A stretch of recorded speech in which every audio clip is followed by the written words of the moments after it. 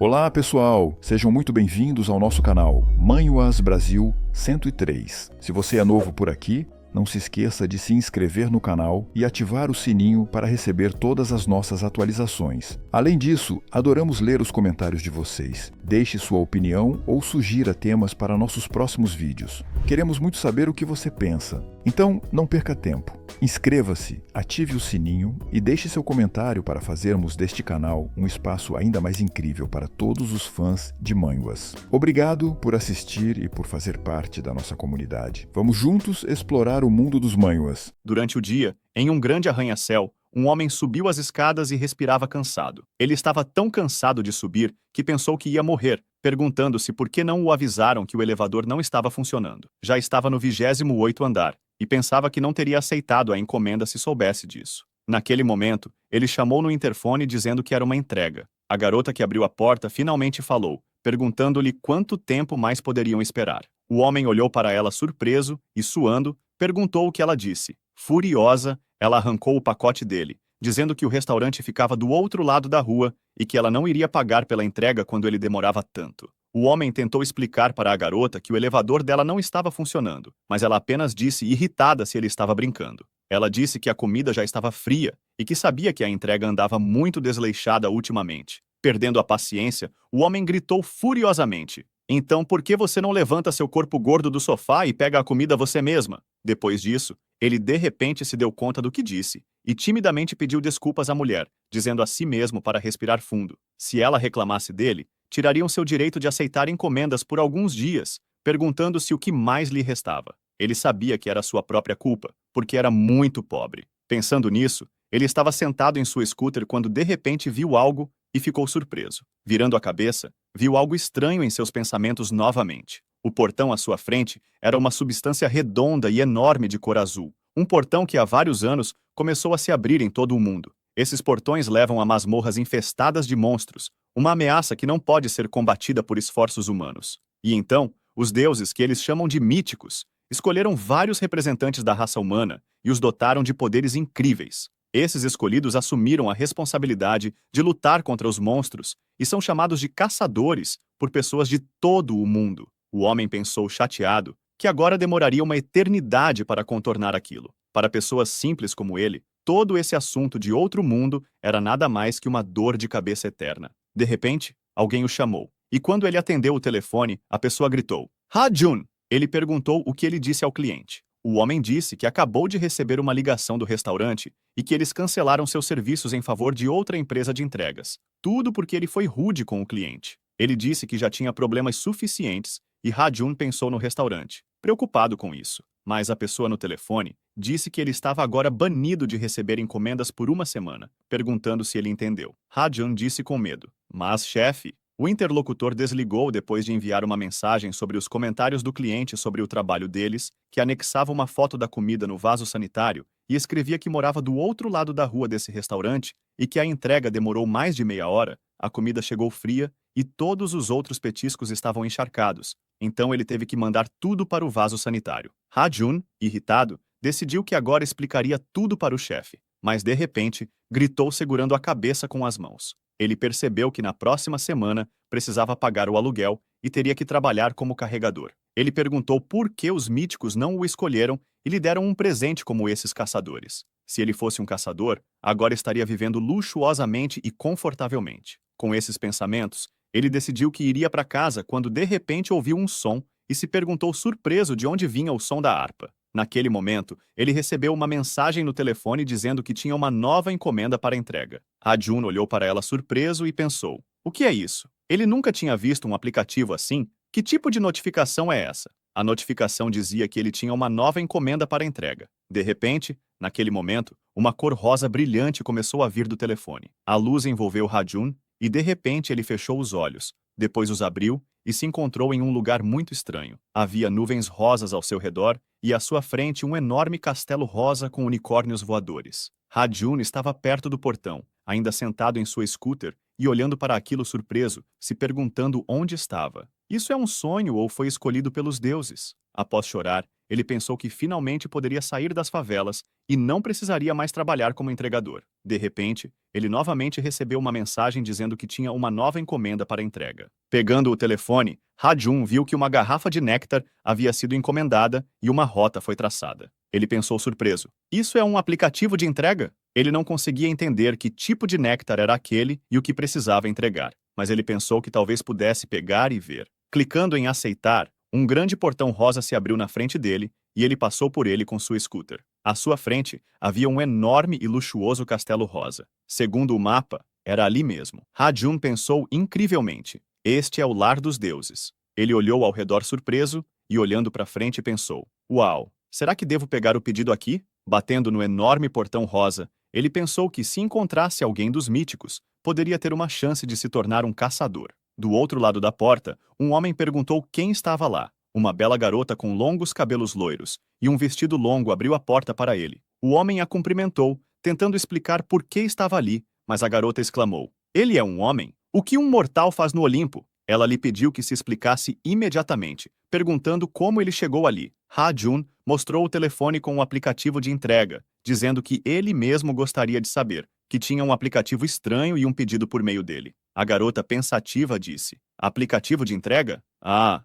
esse tolo do Hermes. Ela pediu que ele esperasse um pouco, dizendo que as pessoas normalmente não deveriam tocar em tais coisas. Naquele momento, ela lhe entregou uma garrafa com algo parecido com uma chama dentro, dizendo para ele levar aquilo. Aparentemente, o irmão dela faria um escândalo se não recebesse a garrafa a tempo, então ela pediu que ele entregasse o mais rápido possível e que nem pensasse em abrir e beber. Ha-jun, surpreso, disse que não beberia uma única gota, e a garota gesticulou para ele, indicando que estava de olho nele, e abruptamente fechou a porta. Ha-jun ficou impressionado e pensou: o que está acontecendo? Ele pensou que não seria mais um entregador, mas até dos deuses ele recebeu suspeitas e advertências para não tocar na comida deles. Olhando para a garrafa, ele pensou que parecia apenas suco de maçã, se perguntando se poderia simplesmente jogá-la fora. Caminhando em direção à motocicleta, Ha-jun lembrou-se de que a garota disse que aquilo precisava ser entregue ao irmão dela. Então ele também era um deus. Ele decidiu que, se fosse assim, talvez ele concordasse em se tornar seu patrono celestial. Colocando o capacete,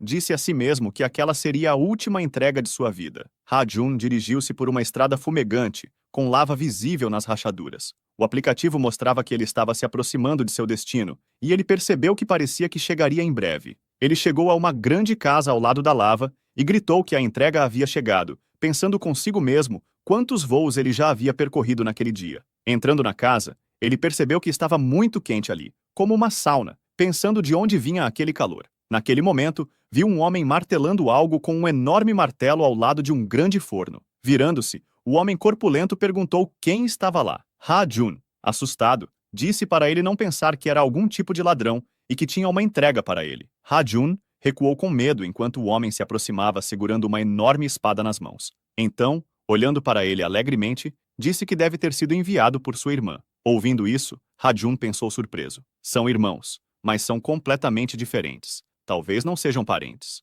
O homem olhou pensativamente para Ha-jun e perguntou se ele não era Hermes, como um mortal chegou ali. O homem ficou chocado e apontou sua espada incandescente para Ha-jun. De repente, o homem assustado disse que devia esperar, porque sua irmã pediu que entregasse aquela garrafa o mais rápido possível. O homem exclamou pegando a garrafa nas mãos: ela realmente te deu tudo isso e você não tomou um gole sequer? Ha-jun respondeu: bem, naturalmente eu não sou algum ladrãozinho que rouba encomendas dos outros. Olhando para o homem, ele disse para ele pegar logo. O homem riu muito alto, segurando a barriga, e Ha-jun não entendia o que estava acontecendo. O homem disse para ele apenas olhar para si mesmo. Bom rapaz, ele disse que um gole de néctar o faria um deus. É difícil acreditar que ele não ficou tentado. Ha-jun ficou chocado com o que ouviu. Espera, ele estava dizendo que essa garrafa que parecia suco de maçã poderia torná-lo um deus? Finalmente, em suas mãos, estava algo que o ajudaria a dizer adeus à vida de entregador para sempre. Pensando nisso, ele olhou para a garrafa, mas o homem a arrancou de suas mãos, sorrindo. Depois disso, ele, surpreso, estendeu a mão para ele, envergonhado, queria pedir para tomar pelo menos um gole, mas naquele momento, o homem bebeu tudo de uma vez. Após recuperar o fôlego e dizer que gostava de beber tudo de uma vez, ele falou contente sobre como não bebia um néctar tão fresco há muito tempo. Parecia que ele entregou sem o menor atraso. Com essas palavras, o homem disse que gostou dele, dizendo que seu nome era Hefesto. Ha-Jun se apresentou em resposta, e Hefesto, pronunciando mal seu nome em voz alta, disse que era um nome muito interessante. Agradecendo pelo trabalho, Hefesto queria dizer que o nome não era esse, mas Hefesto o interrompeu dizendo que ele tinha se refrescado com o néctar, e agora era hora de voltar ao trabalho. Desejando a Ha-Jun uma boa jornada, colocou a mão em seu ombro e disse para esperar. O homem olhou para trás surpreso e olhou para Ha-Jun. Rindo, Ha-Jun disse que ele não pagou, decidindo que não sairia dali de mãos vazias. Hefesto perguntou surpreso. Não paguei? Ele perguntou se ele se referia ao pagamento pela entrega. Hefesto disse que ele já deveria ter recebido isso, rindo, e Ha-Jun pensou: o que isso significa? Naquele momento, ele se lembrou do aplicativo, olhando para a tela de onde vinha uma luz muito brilhante. Ele fechou os olhos, e uma janela apareceu à sua frente onde estava escrito 1000 pontos. Deitado no sofá e olhando para a tela, Ha-Jun pensou que isso definitivamente não era um sonho. Ele foi novamente envolvido por aquela luz cegante e então voltou para a Terra. Ele primeiro pensou que era um sonho, mas essa notificação não desapareceu. Ha-Jun olhou para a tela e pensou que nem sabia onde gastar esses pontos. Será que ele realmente não podia pagar com dinheiro? Pensou frustrado que estava tão perto dos deuses, e isso era tudo o que ele conseguiu, perguntando se estava pedindo demais. Não custava nada torná-lo o caçador de Rank S mais forte do mundo. Pensando nisso, Ha-Jun de repente olhou para a tela e perguntou surpreso: hã? Ele viu um aviso que dizia que os pontos poderiam ser trocados por mercadorias na loja. E Ha-Jun perguntou surpreso sobre a loja. Decidindo que precisava comprar algo, ele entrou na loja e viu os produtos lá pensando: que tipo de bobagem é essa? Os produtos incluíam uma maçã dourada, um machado, uma flecha de chumbo, uma flecha dourada e uma motoneta. Ha-Jun pensou que não precisava disso. E que tipo de motoneta era aquela? A motoneta era a mais cara. E Ha-Jun não conseguia entender por que era tão cara. Não havia equipamento para caçadores ali. Mesmo que ele conseguisse, não sobreviveria nem um minuto na masmorra. Ha-Jun decidiu que tudo era em vão e que nunca se tornaria um caçador. Naquele momento, ele viu algo surpreendente e gritou: o que é isso? Ele viu que os pontos podiam ser convertidos em dinheiro, e uma moeda valia 10.000 na moeda local. Ha-Jun pensou: é isso que estou pensando? Ele tocou a tela com o dedo, e de repente, uma nota de 10.000 voou para ele. Olhando para a tela, viu que tinha menos pontos. Ha-Jun ficou chocado, não podia acreditar no que estava acontecendo, e pressionou o botão repetidamente. Seu apartamento ficou cheio de dinheiro. Então, ele pegou o dinheiro do chão e, apertando-o na mão, disse loucamente: isso sim é uma recompensa. Ele não conseguia descobrir se estava sonhando. Ha-Jun sentou-se à mesa, feliz, dizendo como estava delicioso. Descobriu que a conversão para dinheiro real realmente funcionava. Ele até verificou uma das notas no caixa eletrônico e era dinheiro de verdade. Ele tinha 800 pontos restantes em sua conta, o que significava 10 milhões. Ele recebeu tudo isso em uma entrega. O funcionário do estabelecimento perguntou a Ha-Jun se estava tudo bem com seu prato. Ele chorou enquanto comia, respondendo ao homem que estava incrivelmente delicioso. Rindo loucamente, o trabalhador saiu apressado, e Ha-Jun estava pensando no que faria com aquele dinheiro. De repente, ele notou um anúncio da melhor guilda de caçadores do país, Young One, anunciando a assinatura de um contrato com Ha-Yeon Sun-Lin. Ha-Jun olhou novamente para o anúncio surpreso, terminando de ler que, com um novo membro, a guilda se preparava para a próxima incursão em Tártaro, uma das masmorras mais terríveis e perigosas. O patrono celestial de Ha-Yeon Sun-Lin, segundo rumores, é o deus olímpico Hefesto. Ha-Jun pensou surpreso: Hefesto? Ele é seu patrono? Depois disso, ele pensou com um sorriso que, no entanto, não se importava com isso. Para ele, Hefesto era o melhor cliente do mundo. Mais tarde, Ha-Jun saiu do estabelecimento dizendo como estava satisfeito. Nesse momento, seu telefone tocou e ele pensou que devia ser um novo pedido. Quando atendeu, teve uma boa sensação. Era bom que ele estivesse de motoneta. Ha-Jun subiu na motoneta e viu uma notificação de que tinha um pedido para ele, dizendo: vamos lá. A luz começou a desaparecer do telefone novamente e Ha-Jun fechou os olhos. Depois, ao abri-los, perguntou a si mesmo onde estava. Ele estava em um belo e grande jardim com um arco-íris e momento. Ele viu borboletas voadoras e disse surpreso: será que ele estava em algum tipo de jardim? Decidiu ver o que iria entregar desta vez, quando de repente ouviu uma voz atrás dele, perguntando se ele era Ha-Jun. Ele ficou muito surpreso e viu uma mulher em um longo vestido branco que lhe disse que estava feliz em conhecê-lo.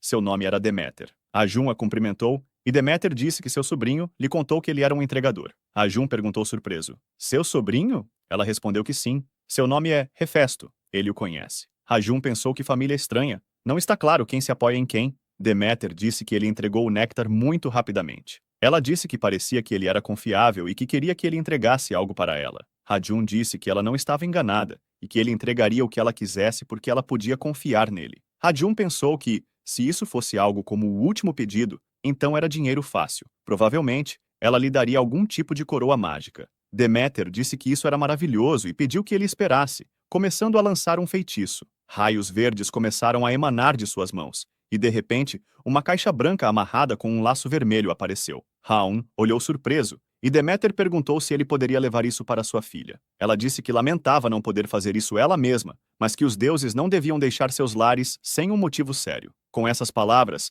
ela entregou a caixa a Ha-Jun, e ele pensou em entregar a caixa. Ele decidiu que era moleza e disse, claro que entendia. Naquele momento, Deméter olhou para ele com olhos tristes, e tudo ao redor ficou escuro. As flores murcharam e o sol se pôs. Deméter se virou e Ha-Jun disse surpreso. O que está acontecendo? Ele não conseguia entender por que de repente ficou tão escuro. Ele pensou se algo tinha dado errado. De repente, uma ideia lhe ocorreu. E se isso não for uma simples marmita, mas uma bomba? Depois, ele pensou que realmente não importava. O principal era que ele seria pago. Sentado na scooter, ele se lembrou de que ela disse que era para sua filha. Então, definitivamente não havia nada perigoso na caixa. Ha-Jun decidiu ver para onde precisava ir, e pressionando o dedo na tela, ficou horrorizado. Começou a se sentir puxado, e não entendia o que estava acontecendo. Depois de algum tempo, ele se encontrou no mundo real e se perguntou surpreso por que tinha voltado à Terra. Ele não conseguia entender o que aconteceu com a entrega. Mas agora ele estava na estação de Norianjin e precisava chegar à estação de Sinchon. Ele pensou que não podia ser que a filha de Deméter realmente vivesse na Coreia do Sul. Ha-Jun ficou espantado ao lembrar que Deméter lhe disse que os deuses não deveriam deixar seus lares sem um motivo sério, pensando que ela disse exatamente isso. Então, o que a filha dela estava fazendo na Coreia do Sul? Decidindo que descobriria isso no local, Ha-Jun sorriu e pensou que nunca esteve tão inspirado por um novo pedido. Ele dirigiu pela estrada e pensou quanto lhe pagariam desta vez. Recebeu uma mensagem de que estava se aproximando de seu objetivo e, de repente, pensou por um minuto que isso não podia ser verdade. Ele exclamou que, se soubesse, nunca teria aceitado esse pedido. Olhando para frente, viu um enorme portal roxo e Ha-Jun pensou que a filha dela vivia em uma masmorra tão perigosa no mundo. Não é à toa que essa masmorra é chamada de Túmulo dos Caçadores. Caçadores morrem lá o tempo todo. Ha-Jun estava suando de tensão. Ninguém sabe o que se encontra nas profundezas dessa masmorra. Ele estava terrivelmente assustado e pensou: não, por que eu decidi que ela estava nas profundezas da masmorra? Pensou que talvez ela estivesse esperando por ele na entrada, quando de repente recebeu uma mensagem atualizando seu destino. Um mapa apareceu em seu telefone, e ele pensou por que havia um mapa no aplicativo, como em um jogo de computador. Ele gritou em choque que estavam zombando dele e que ele não iria lá. Decidindo que não estaria lá e que estava cancelando o pedido, ele olhou para o telefone e exclamou surpreso: o quê? Punição divina? O telefone dizia que restavam 42 minutos e 40 segundos. A punição divina consistia em transformar o infrator em um porco, mantendo sua mente. Ha-Jun gritou: que tipo de punição estúpida é essa? Olhando cansado para o céu, ele pensou que estava acabado e gritou em desespero porque aceitou esse pedido, sem nem mesmo ler. Depois, ele pensou: no entanto, como eu poderia ter previsto isso? Havia várias pessoas de preto perto do portal, e Ha-Jun pensou como poderia passar pelos guardas do portão, já que ele não tinha licença de caçador. Tentando pensar, ele disse cansado: por que exatamente agora me vem à mente tonkatsu, bacon frito e sopa de porco? No momento em que recebeu uma mensagem em seu telefone, ele irritadamente perguntou o que era aquilo. A mensagem dizia que, quando ele precisasse de ajuda, poderia olhar na loja, pois poderia encontrar produtos que o ajudariam. Ha-Jun perguntou surpreso: loja? Então, e se ele não pudesse comprar nada? Nesse momento ele exclamou: pare! E se ele trocasse seus pontos e contratasse alguns caçadores? Ele olhou para a loja que estava em seu telefone e, ao olhar para a primeira posição, perguntou pensativo: a capa invisível, o que é isso? Ao abrir as informações sobre isso, ele leu sobre uma réplica da capa da invisibilidade, uma réplica da capa da invisibilidade de Hades, o rei do submundo. Este artefato oculta completamente a presença do usuário. A duração de uso era de 30 minutos. Ha-Jun gritou surpreso: sério? Apenas uma aplicação por 8 milhões? Depois, Ha-Jun se perguntou se o artefato ocultava completamente a presença do usuário.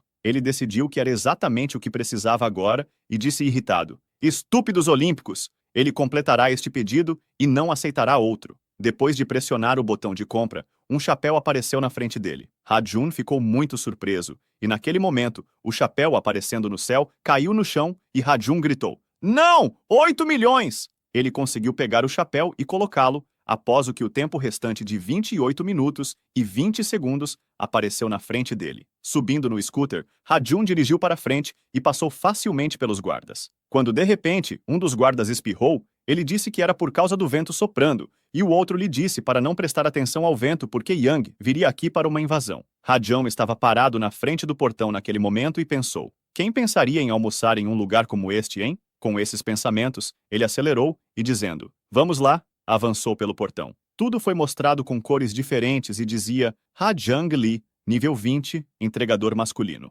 Naquele momento, Ha-Jun se encontrou em uma ponte de pedra na frente de uma grande yurt de gelo e dirigiu para frente. Ele estava muito tenso. Não havia informações sobre licença de caça, nenhum contato com um patrono celestial, nenhuma informação sobre dados físicos, superpoderes e habilidades especiais. Mas, apesar de tudo, seu telefone dizia que ele estava se aproximando de seu objetivo. Ele estava muito tenso e assustado. Seria o primeiro a alcançar as profundezas do Tártaro. Parado nas ruínas e olhando ao redor, ele exclamou: "Oh não, por que não há ninguém aqui?" Olhando para seu relógio, ele disse felizmente: "Sim, ele terminou em menos de 30 minutos, o que significa que não será transformado em um porco." Levantando a mão à boca, ele gritou: "Alguém está aqui?" Ele trouxe a entrega. De repente, um monstro com 3 cabeças e olhos brilhantes apareceu na frente dele e Ha-Jun gritou de medo. "O que é isso?" Depois, ele viu um monstro cujas cabeças olhavam para ele com raiva e pensou com medo e lágrimas nos olhos que seria melhor se escolhesse se transformar em um porco. Os monstros estavam se aproximando cada vez mais dele e Ha-Jun pensou com medo: será que este é o fim? Ele pensou que ainda tinha 199 moedas restantes e então percebeu o horror. Ele gastou dinheiro em um capacete estúpido e só poderia desfrutar de um grande prato de macarrão com frutos do mar. De repente, ele se lembrou de que poderia usar o capacete novamente, e quando o monstro o atacou, ele gritou para ativar o capacete, percebendo que era tarde demais. De repente, uma garota desconhecida disse ao monstro que ele era mau e não deveria ser comido. Ha-Jun ficou muito surpreso, e notando-a atrás dele, a pequena garota disse surpresa que se perguntava o que ela estava fazendo em tal deserto. Os monstros ficaram fofos quando a viram, e a garota, aproximando-se do monstro, disse a Ha-Jun que não precisava se preocupar, porque seu cachorro não mordia, e ele pensou que ela parecia exatamente com sua mãe. Talvez esse animal não morda, mas seja capaz de engoli-lo inteiro. Ele pediu desculpas a ela e disse que tinha uma entrega para ela, mas antes que ele pudesse terminar de falar, ouviu uma voz perguntando: "Prani, onde você foi?"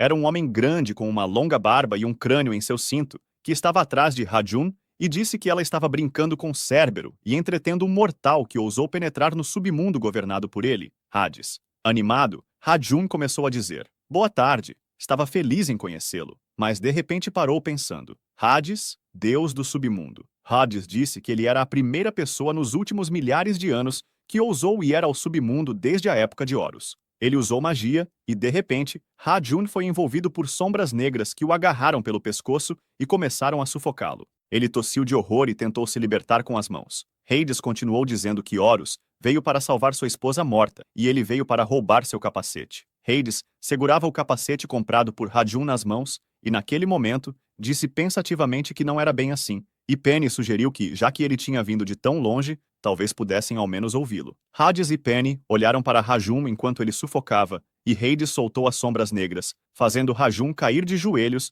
e começar a tossir ainda mais. Hades se virou para ele e disse: "Declare suas intenções, mortal. Por que você ousou invadir meu domínio?" Ofegante, Ha-Jun implorou por misericórdia, acrescentando que ele apenas trouxe a entrega. Hades perguntou surpreso sobre a entrega e perguntou se ele tinha algo para ele, o governante do submundo. Ha-Jun disse que a esposa de Hades enviou algo para a filha deles, e Hades perguntou se isso era verdade. Ele disse rudemente: "Então por que a entrega foi feita por um mero mortal e não por Hermes?" Ha-Jun respondeu que não sabia os detalhes, apenas fez a entrega e tirou uma caixa branca com um laço vermelho, tremendo de medo. Hades olhou surpreso para tudo isso, e Penny exclamou alegremente que era uma marmita da mãe dela. Hades perguntou se ele disse que sua esposa encomendou a entrega. Ha-Jun respondeu pensativamente que sim, ela pediu para entregar isso à sua filha. Hades disse que aquilo era uma marmita da sogra dele. Ha-Jun perguntou surpreso: "Sogra? Penny ficou feliz com a marmita, dizendo que ainda estava quente, e Ha-jun pensou horrorizado. Espere,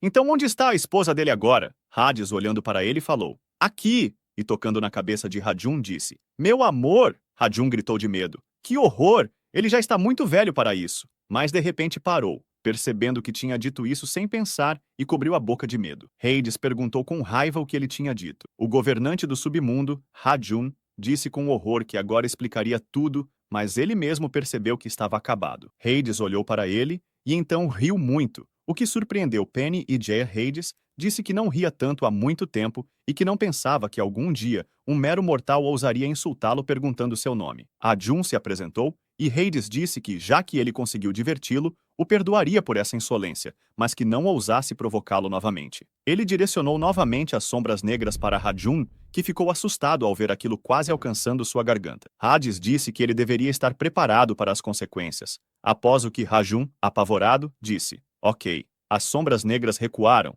e Hades disse que aquilo era o pagamento, dizendo para ele agradecer a sogra pela comida. Nesse momento, Ha-jun olhou para a tela chocado, onde dizia que a entrega estava concluída e que ele ganhou 10.000 moedas. Hades adicionou mais 5.000 moedas a ele. Agora o saldo atual era de 15.000 moedas. Hades disse que devolveria aquele brinquedo para ele também e usou magia para mover o capacete em sua direção, enquanto Ha-jun ainda olhava para sua tela em choque. Depois, pegando o capacete, ele se curvou e muito alegremente disse: Obrigado. Um homem vestido de amarelo estava lutando contra um enorme dragão que rugia para ele. O homem gritou desesperadamente e correu em direção ao dragão. Era o capitão da primeira equipe da guilda Yongwon, o caçador de combate top 100, Du Yunya. O homem gritou enquanto golpeava o dragão, que atacou violentamente de volta. Naquele momento, alguém correu em direção ao dragão por trás e o atingiu com toda a sua força com uma espada. O dragão gritou desesperadamente e sangue jorrou de sua boca. O monstro foi derrotado,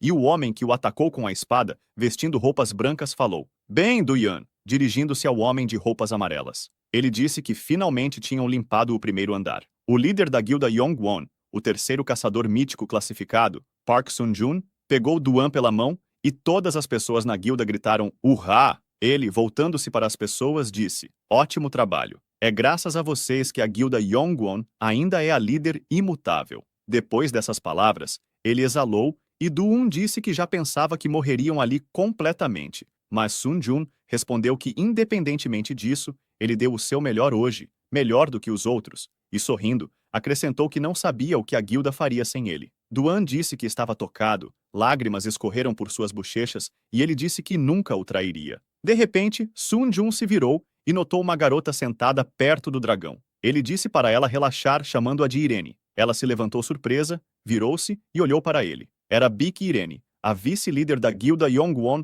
e 17ª colocada no ranking de caçadores de batalha. Depois disso, ela disse sim e continuou fazendo o que estava fazendo antes. Sun-jun disse que entendia que ela queria coletar o máximo possível de pedras mágicas. Nesse momento, ela se virou e correu, olhando para ele com raiva e dizendo que havia algo se aproximando em alta velocidade. Olhando para a frente, Sun-jun gritou tenso que a situação estava ruim e que eles não tinham energia suficiente para se defender. Ele gritou para todos tomarem suas posições, dizendo que parecia que ainda havia monstros restantes. E Irene disse que eles estavam se aproximando. As pessoas na guilda gritaram surpresas. Sun-jun disse que ele e Irene deteriam o monstro, e se tornasse muito perigoso, eles teriam que fugir. As pessoas, com lágrimas nos olhos, gritaram fielmente que lutariam com ele e não o deixariam em apuros. Sun-jun, ouvindo isso, disse bondosamente que eles eram tolos. Nesse momento, Irene gritou: Está vindo! Todos olharam atentamente para a frente. Naquele momento, um homem em um scooter, usando um capacete, saiu das sombras e gritou desesperadamente: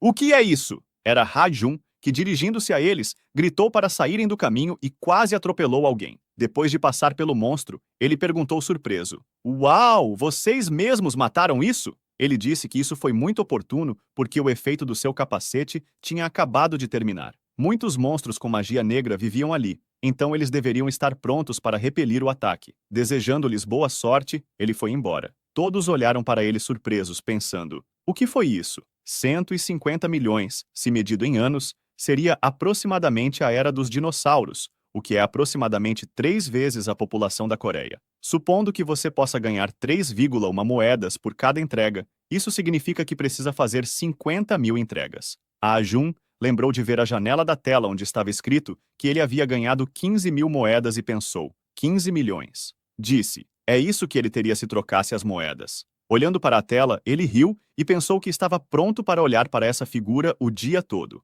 Ontem ele quase foi transformado em um porco e depois quase foi comido por um cachorro de 3 cabeças, e tudo terminou com ele sendo quase estrangulado pelo deus do submundo. Ele tinha passado por muita coisa e estava terrivelmente cansado. Então sorriu e começou a rir loucamente. Ele percebeu que nada o incomodava quando sua conta tinha tais números, mas ele queria mais ouro. Sim, Ha-Jun levantou as mãos loucamente pensando nisso. De repente, ele colocou a mão no estômago e pensou que estava com muita fome, perguntando-se o que deveria comer. Decidiu que frango e cerveja seriam perfeitos. Havia pessoas sentadas nas mesas. Um homem estava na frente delas e outra pessoa com um microfone próximo disse que agradecia a todos pela presença e que naquele momento a conferência com o líder da guilda Yongwon, Hunter Sun-jun, estava chegando ao fim. Depois, Sun-jun ficou ao lado de Do-un e Irene, e Do-un disse ao líder que finalmente tinha terminado. Sun-jun disse cansado que depois que a guilda limpou o primeiro andar, ele não pôde nem se sentar e agora precisava se encontrar com o líder da Associação dos Caçadores. Do-un disse que sabia que os tempos não eram fáceis para eles agora, mas estava muito curioso se ele mencionou aquele cara na conferência. Lembrando de quem ele tinha em mente, pensativamente disse que não. Eles ainda não tinham descoberto o que era, então decidiu não levantar esse tópico. Ele estava muito cansado, então nem pensou em alcançá-lo. Do-un disse que tudo bem, eles ainda estavam coletando registros daquela área. Ele se perguntava quem era. Se perguntava se era um monstro. Disse que ele apareceu tão de repente, e no entanto, eles eram a única guilda que limpou o primeiro andar. Irene disse pensativamente que ele estava usando um capacete estranho e andando de scooter. Do-un interrompeu e disse, talvez este seja um caçador com equipamento mágico. Ele disse que parecia ter falado algo sobre o próximo andar, e Sun-jun disse para não se preocupar tanto com isso, pois eles precisavam limpar as masmorras, não descobrir quem era essa pessoa. Acrescentando que ele ia para Sun-jun, Do-un ouviu isso e gritou horrorizado. O quê? Sun-jun disse que ia instruir os recrutas a verificar todas as suas armas,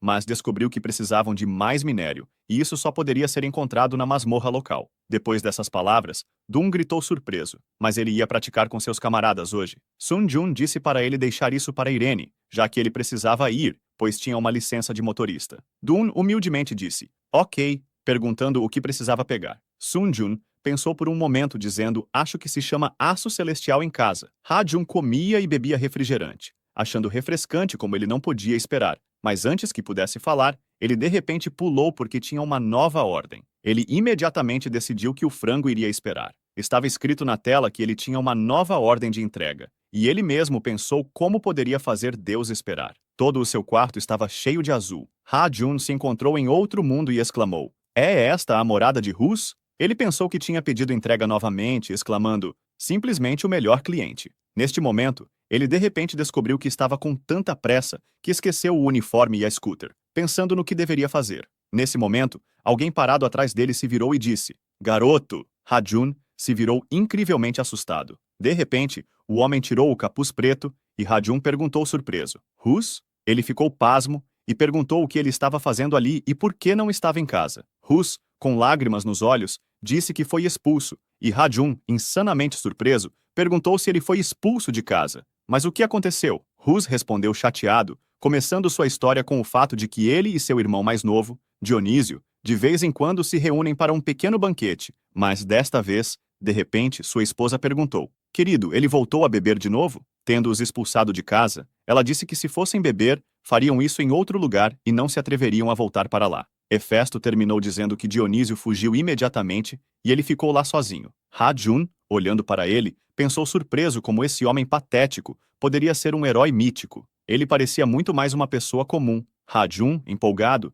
disse que sentia muito, perguntando a Hefesto o que ele queria pedir. Ele respondeu com lágrimas nos olhos que queria comer e beber algo. Ha-jun exclamou surpreso. O quê? Hefesto esclareceu que sua esposa o expulsou antes que ele tivesse tempo de provar os pratos. Então ele estava simplesmente morrendo de fome, mas como ele é um deus, claro, não morreria. Ele disse emocionado que até implorou a sua esposa, mas ela recusou. Hefesto disse que sua esposa lhe relatou que estava completamente sem néctar. Virando-se para Ha-jun, Disse desanimado que ele era o único que restava e perguntou nervosamente se ele queria que lhe trouxesse algo para comer. Ha-Jun se perguntou o que deuses comem. Ele perguntou o que ele gostaria de comer. Hefesto respondeu que qualquer coisa serviria, mas como ele estava escolhendo, gostaria de algum tipo de carne e mais álcool. Ha-Jun, depois de ouvir seus desejos, ficou muito surpreso, pensando consigo mesmo. Carne com álcool? Ele disse em voz alta. Tudo bem, só um momento, e pensou que não era para dizer que ele esperava isso. Ele olhou para a tela do telefone e ela brilhava azul. Hus estava deitado no chão esperando Ha-Jun,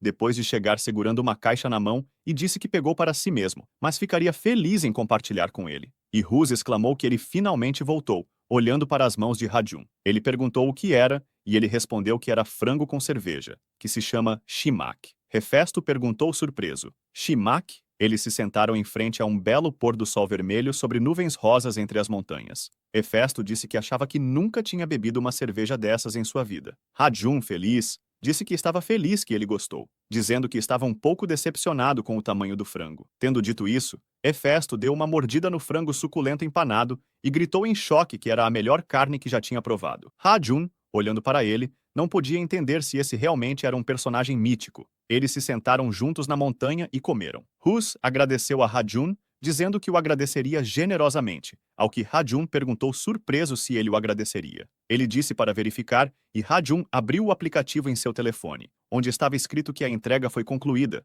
Ele recebeu 15.000 moedas de Hefesto. O saldo atual é de 30.000 moedas. Ha-Jun olhou para isso em choque e pensou que foi pago 150 milhões de won para entregar o frango. Hus disse contente que, se ele precisasse de sua ajuda de repente, poderia recorrer a ele. Ha-Jun olhou como Hus ria de satisfação, pensando em que cara legal ele era. Estava pronto para abraçá-lo com todo o seu coração. De repente, alguém, enquanto Ha-Jun estava abraçando seu amigo, chamou Hefesto pelo nome e perguntou o que estava acontecendo. Ha-Jun estava olhando para o homem que estava parado à distância atrás deles, quando de repente, ambos ouviram uma voz dizendo, querido, e naquele momento Hefesto fechou a boca de Ha-Jun e ele ficou terrivelmente surpreso. Ele olhou para a garota que disse, ele está bebendo de novo, é o mesmo aqui? A garota tinha cabelos longos e lindos, cor-de-rosa. Ha-Jun chorou por causa de como ela era linda, pensando, ela realmente é casada com esse homem patético? De repente, ele se deu conta de que estava de joelhos. Hus se virou para ela,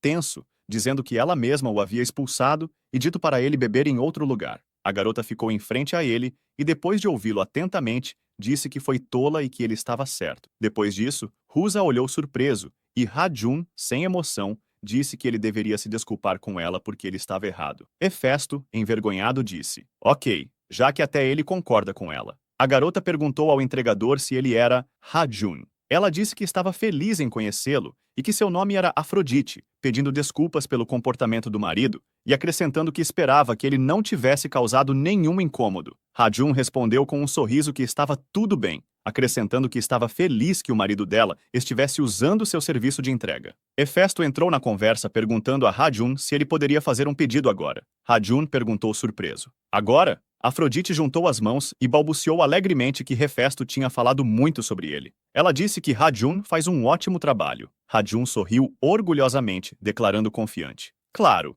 ele é o entregador dos deuses. Você sempre pode contar com ele. Hefesto estendeu a mão para ele e disse, ótimo, então estou contando com você. Ha-Jun pensou que ele não estava falando com ele. Hefesto disse o que precisava. Era algo na cidade de Suan e ele precisava entregar aço celestial. Ao ouvir isso, Ha-Jun ficou chocado. Mais tarde, ele olhou para os aplicativos de navegação em seu telefone, que diziam que o tempo de viagem era de 48 horas. Ha-Jun se perguntou se estava indo para lá dessa vez. Seu objetivo era as minas de Sor. Seu coração batia forte. Havia um portão azul na frente dele. Ha-Jun fechou os olhos, pensando que não podia acreditar que estava descendo para a masmorra novamente. Olhando para o telefone, ele pensou, More! Ha-Jun, olhando para a tela, gritou furiosamente que desta vez ele não seria enganado, perguntando qual era o valor para essa entrega. Eles querem dizer que é muito? Parece uma masmorra segura, mas é muito mais perigosa aqui do que no Tártaro. Ele pensou que, se encontrasse um monstro lá, mas antes que pudesse pensar nisso,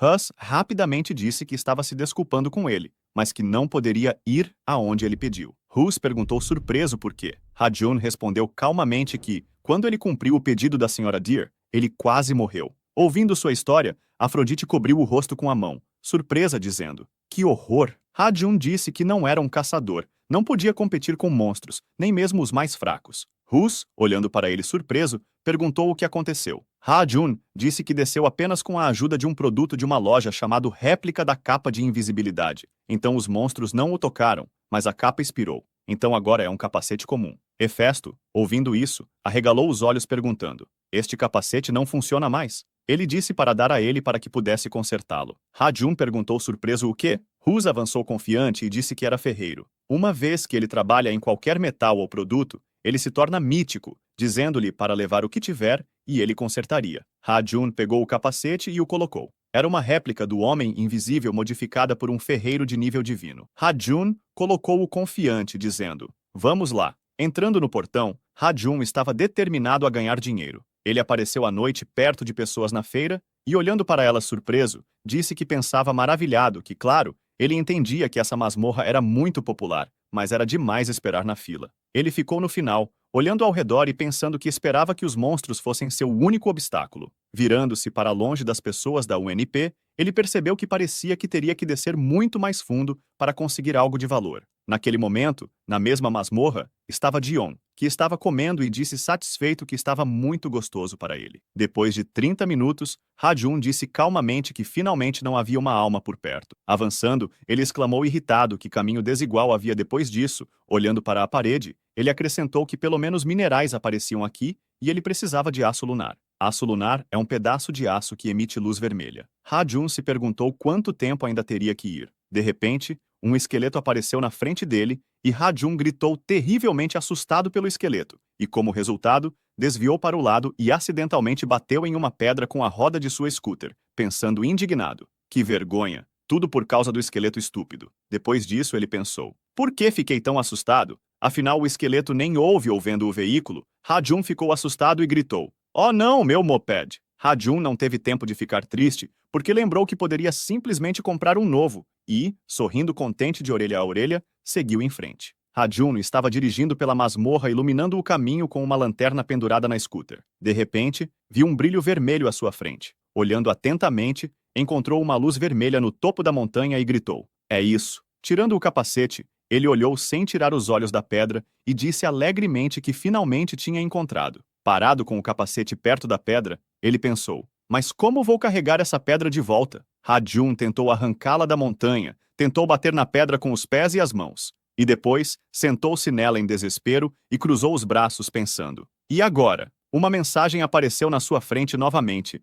dizendo que quando ele precisasse de ajuda, poderia olhar na loja, porque poderia haver produtos que o ajudariam. Depois de ler isso, Ha-Jun se perguntou se o sistema estava o tomando por tolo ou o quê. Ele ficou surpreso ao ver uma picareta na loja. Era uma picareta de minerador que ajuda a extrair qualquer minério das profundezas de uma vez e sempre funciona. Ha-Jun, vendo esse produto, gritou surpreso: uma picareta por 4.700 ganho! Ele gritou furiosamente. Que tipo de picareta poderia custar 47 milhões de ganho, além de só durar uma vez? É feita de ouro ou o quê? Ha-Jun, ganancioso e com raiva, disse que não a compraria. Há uma loja de aluguel de ferramentas na entrada, ou ele a pegaria por uma quantia ridícula. Ele decidiu que não iria falir por causa de uma picareta patética. Ele gastaria um pouco em gasolina. Olhando para a scooter, ele pensou que seria longo e difícil voltar lá. Talvez ele ainda devesse ceder e fazer como lhe foi dito. Naquele momento ele decidiu: ok, clicando na compra da picareta. Ele simplesmente decidiu se livrar dessa ordem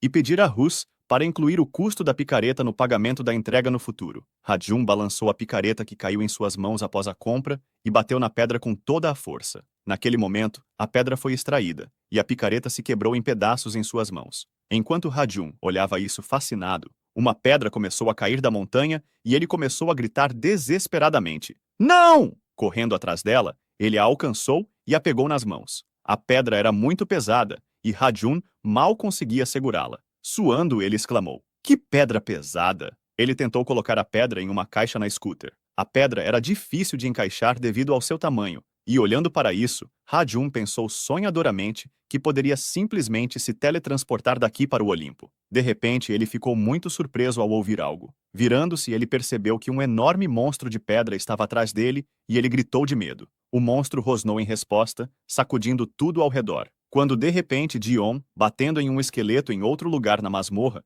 sentiu um tremor e se perguntou chocado o que era. Surpreso, Ele olhou à frente e percebeu que algo estava se aproximando. Preparando-se para se defender, algo estava dirigindo em sua direção, e de repente, ele viu Ha-jun dirigindo em alta velocidade gritando para sair do caminho. Ji-on, olhando para ele de perto, pensou: "Este é o entregador?", perguntando se ele era o entregador do Tártaro. Ha-jun passou por ele em alta velocidade gritando para ele correr se quisesse viver. Ji-on olhou para ele surpreso, sem entender o que estava acontecendo. De repente, ele se virou e viu um enorme monstro de pedra se aproximando. Terrivelmente assustado, Ji-on correu atrás de Ha-jun e gritou para ele dar uma carona e ser um amigo. Ha-jun gritou loucamente que quase morreu de novo. Ele estava ao lado de Hefesto, que lhe disse que ele já havia retornado, acrescentando que sabia que sua velocidade não o decepcionaria. Ha-jun gritou furioso que ele deveria ter avisado sobre o quão perigosa era essa construção. Hus pensou e disse surpreso que ele não disse que quase morreu. Acrescentou que, no entanto, estava intrigado, pois não havia nada ameaçador de vida nesta tarefa,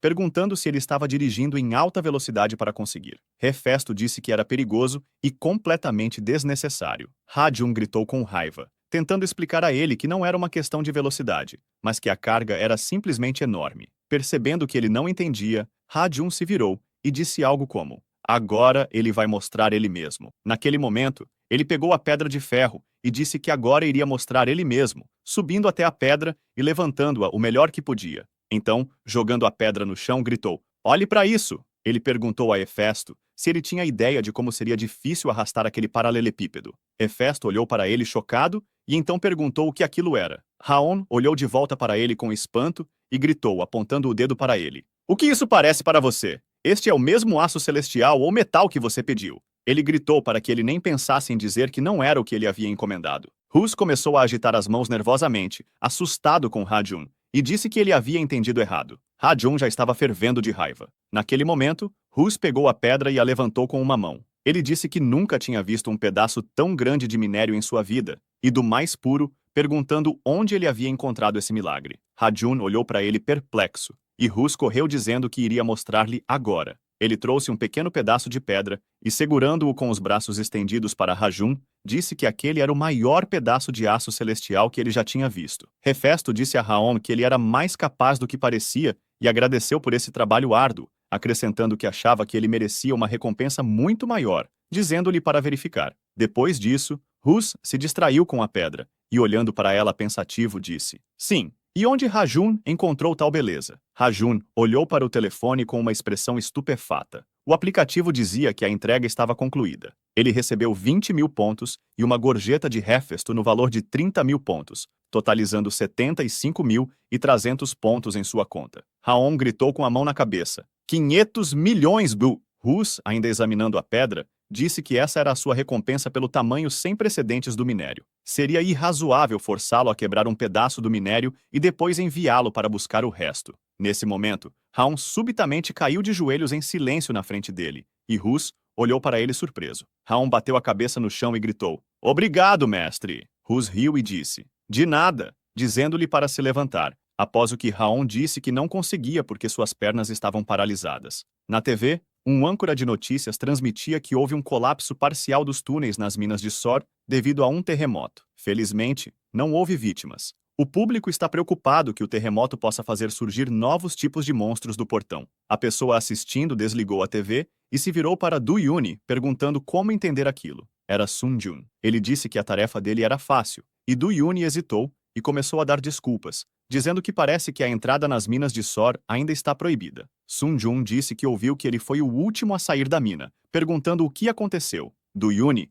lembrando-se dos eventos, respondeu tenso que um golem gigante correu em sua direção, representando um monstro de pedra na frente dele. Sun-jun, não acreditando no que ouvia, gritou: "O golem?" Surpreso, Du-Yuni perguntou-lhe se ele lembrava que eles viram um entregador de moto em Tártaro. Ele disse que ele estava lá também, ao que Sun-jun ficou muito surpreso, dizendo que a última vez que o viram foi em Saiu, e agora ele está na área de Suan. Du-Yuni disse-lhe que era estranho, mas parecia que o golem estava correndo atrás dele. Sun-jun, levando a mão à boca, pensou e disse-lhe que, se assim fosse, ele achava que era hora de encontrar algumas informações sobre essa pessoa, pensando consigo mesmo que o que aconteceu dessa vez e da última vez em Tártaro sugeria que ele poderia ser um caçador de alto nível não registrado. Du Yuni, concentrando-se no assunto da conversa, disse que se ele quisesse uma investigação, estava ao seu serviço, pois lembrava do modelo e do número da moto, então conseguiria a gravação das câmeras de segurança na entrada da masmorra. Sun Jun disse alegremente: "Muito bem, se ele conseguir encontrá-lo, que lhe diga que o líder da guilda, Yang Wan, quer vê-lo, porque tal recruta valioso fortalecerá muito a nossa guilda." Ele acrescentou que, de qualquer forma, estava feliz que Du Yuni não se feriu na masmorra e pediu-lhe para não se preocupar com o fechamento das minas, pois ele mesmo lidaria com o assunto. Du Yuni olhou para ele com admiração, dizendo ao líder que o seguiria até o inferno. Sun Jun rindo agradeceu a Du Yuni, perguntando-lhe, a propósito, se eles conseguiram obter o aço celestial. Du Yuni olhou para ele timidamente e ficou muito envergonhado. Ha-Jun tinha 75.300 moedas em sua conta. Ele olhou para a tela e riu, pensando que estava rico. Este é um trabalho perigoso, mas valeu a pena, tanto quanto 500 milhões. Ele caiu na cama, decidindo que precisava procurar uma moradia melhor. Caçadores, por exemplo, ganham pelo menos 30 bilhões por ano. Se não contar o custo da picareta, ele ainda ganhava um bom dinheiro, 40 milhões em apenas um dia. Ha-Jun pensou no fato de que não tinha certeza de quantas vezes mais ele faria o truque com o boné invisível. Se os monstros o notassem, suas pernas tremiam de medo o tempo todo que estava na masmorra, e isso era muito cansativo. Ele decidiu ver o que era útil na loja. Abrindo o aplicativo, olhou para a tela e, mais tarde, disse com frustração que tudo ali era ou muito caro ou inútil. Apontou o dedo para a tela e disse: "Uau! A arma mais barata custa 10 bilhões. Além disso, são todas réplicas, então provavelmente são apenas para 1 ou 2 usos." Ele se perguntou se talvez não devesse entrar em uma luta com monstros. Enquanto pensava nisso, Ha-Jun notou algo que lhe interessava. Ele foi recomendado um traje de corredor, projetado para o ritmo e perigo do trabalho de um entregador. Com este traje, ele superará qualquer terreno difícil e obstáculos. Dependendo do nível do traje, o dono recebe habilidades físicas aumentadas e habilidades especiais até a próxima melhoria. Era necessário 100 mil pontos para uso diário por 3 minutos. Ha-Jun gritou irritado: "Por que este sistema não me mostrou este traje antes?" Ele percebeu que não entenderia como era eficaz até colocá-lo, não é? Ele ficou confuso com o preço de 50 mil pontos. Ha-Jun pensou que, comparado a tudo o que comprou, esse traje era bastante caro, mas, por outro lado, mesmo o que ele comprou não o decepcionou. Ha-Jun finalmente decidiu que era um bom investimento. Com esse pensamento, clicou na tela, pensando que em breve poderia pagar por este traje, bastava aceitar mais pedidos. Depois que o traje apareceu em seu quarto, ele percebeu que não havia volta. Seu saldo na conta era de 25.300 moedas, e ele se arrependeu do dinheiro gasto. Vestindo o traje, Raon olhou para si mesmo com espanto. Pensou que o traje seria desconfortável, mas pelo contrário, ele não sentia que estava vestindo nada, e o traje não era quente. Olhando para sua mão, ele decidiu que definitivamente não era um traje comum. Ha-Jun se levantou com o pensamento: talvez valha a pena experimentar isso. Dun caminhava cansado e pensava: onde está esse homem? Ele começou a procurá-lo em Suan. Algumas pistas o levaram até Seul, mas mesmo a placa do moped não ajudou a descobrir onde ele morava, porque a polícia disse que ele nunca foi um infrator. Dun caiu de joelhos, exausto, segurando a cabeça em desespero com as mãos e gritando: como posso encontrar esse entregador? Ele estava sentado na calçada, e um rapaz de scooter lhe disse que o sinal estava verde. Ele se desculpou, levantou-se, e olhando para o moped, pensou que era o mesmo modelo de moped. Aparentemente todos têm um desses agora. De repente, percebeu que a cor era a mesma, até mesmo os danos estavam nos mesmos lugares. Ele se perguntou novamente: os danos no moped são os mesmos que os daquele entregador? Nesse momento, ele viu os números, e gritou como um louco: ei, pare! Dun correu atrás da moto e gritou para ele parar, percebendo que o havia perdido novamente. Ele xingou quando de repente viu um táxi atrás dele. Ele gritou: ótimo, táxi! Pulando no carro, ele gritou para o motorista ir atrás da scooter, e o motorista, por sua vez, respondeu rudemente: estamos em um filme? Ele gritou ordenando que saísse dali, e Duan saiu do carro gritando: não. Percebendo que não tinha escolha, decidiu que teria que correr na mesma direção após Raon. Dun correu o mais rápido que pôde, mas de repente caiu. Uma garota se aproximou dele e perguntou se ele estava bem. Ele não pôde responder nada porque estava inconsciente, e ela perguntou surpresa: ele não é Dun da guilda Yang Wan? Acordando, ele respondeu perplexo que ela estava enganada, porque como um representante da guilda Yang Wan poderia andar assim na rua? Ele percebeu que não deveria ter perseguido a scooter, porque não tinha ideia de onde o cara tinha ido. De repente, seu fluxo de pensamentos foi interrompido, e o chão sob ele tremeu. o que o assustou muito, e ele gritou de terror. O que foi isso? A garota ficou surpresa e perguntou. Está havendo um terremoto? Doon olhou resoluto para a frente, com gotas de suor escorrendo de seu rosto, e saiu correndo. Doon percebeu que a scooter não estava mais à vista, mas seu instinto lhe disse que ele estava atrás do barulho. Uma mulher idosa gritou para ele que era perigoso, então era melhor não ir lá. O homem que estava ao lado dela acrescentou que o som alto vinha do topo da montanha. Talvez fosse uma avalanche. Doon, confiante e alegre, assegurou-lhes para não se preocuparem. Talvez não pareça, mas ele é um caçador da guilda Young One. Ele ordenou que fossem para um lugar seguro e rapidamente correu, enquanto a mulher gritava para ele parar. Doon não a ouviu mais, e ela se voltou para o marido, desanimada. Doon entrou na floresta. Parecia-lhe que o som vinha de lá. De repente, ele notou algo. Um grande bloco estava à sua frente com um grande buraco atravessando-o. Doon, olhando para isso, pensou: não pode ser. Como isso aconteceu? Ele entendeu que era um bloco bastante grande, mas quebrá-lo em pedaços não seria tão difícil. Caçadores de Rank B poderiam facilmente despedaçá-lo, mas nem todos poderiam atravessá-lo com tanta precisão. Ele pensou que isso provavelmente era algum tipo de magia, ou até mesmo poderes divinos. Ele precisava capturar esse cara a qualquer custo. Ha-Jun estava comendo algo. Sentado à mesa, ele pensava que não podia verificar se realmente conseguia fazer um buraco assim. Ele se lembrou de como perfurou um bloco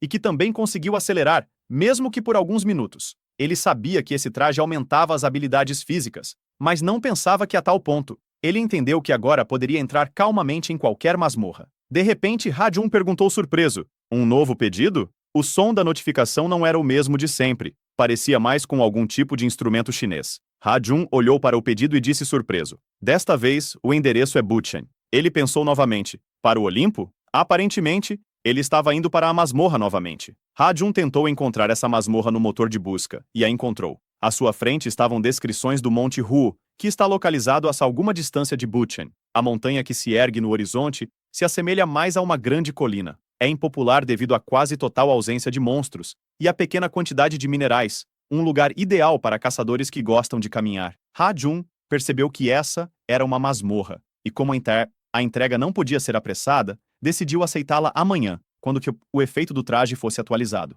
Naquele momento, alguém estava do lado de fora, olhando para Ha-Jun. Era uma garota com longos cabelos loiros, mastigando um sanduíche com gosto. Sun-Jun olhou para Fen, à frente surpreso, dizendo: então, ele o notou novamente perto da estação Noryangjin. Doon gritou que tinha certeza de que poderiam pegá-lo. Ele disse que dezenas de seus caçadores estavam agora procurando por ele. E Sun-Jun disse que ele era o único que sabia como ele se parecia. Doon respondeu que não havia necessidade de se preocupar com isso, pois ele desenhou um papukuma com cartaz e distribuiu para todos. Com essas palavras, ele tirou um cartaz que mostrava um cara de scooter e suas características distintivas. Sun-Jun pensou preocupado, perguntando a Doon se ele tinha certeza de que Ha-Jun era mais forte do que ele. Doon gritou emocionalmente, perguntando se ele viu a foto do bloco, o que ele fez, e tinha certeza de que era obra dele. Ele não conhecia nenhum caçador forte o suficiente para ser capaz de tal coisa. Sun-Jun disse que então precisavam se apressar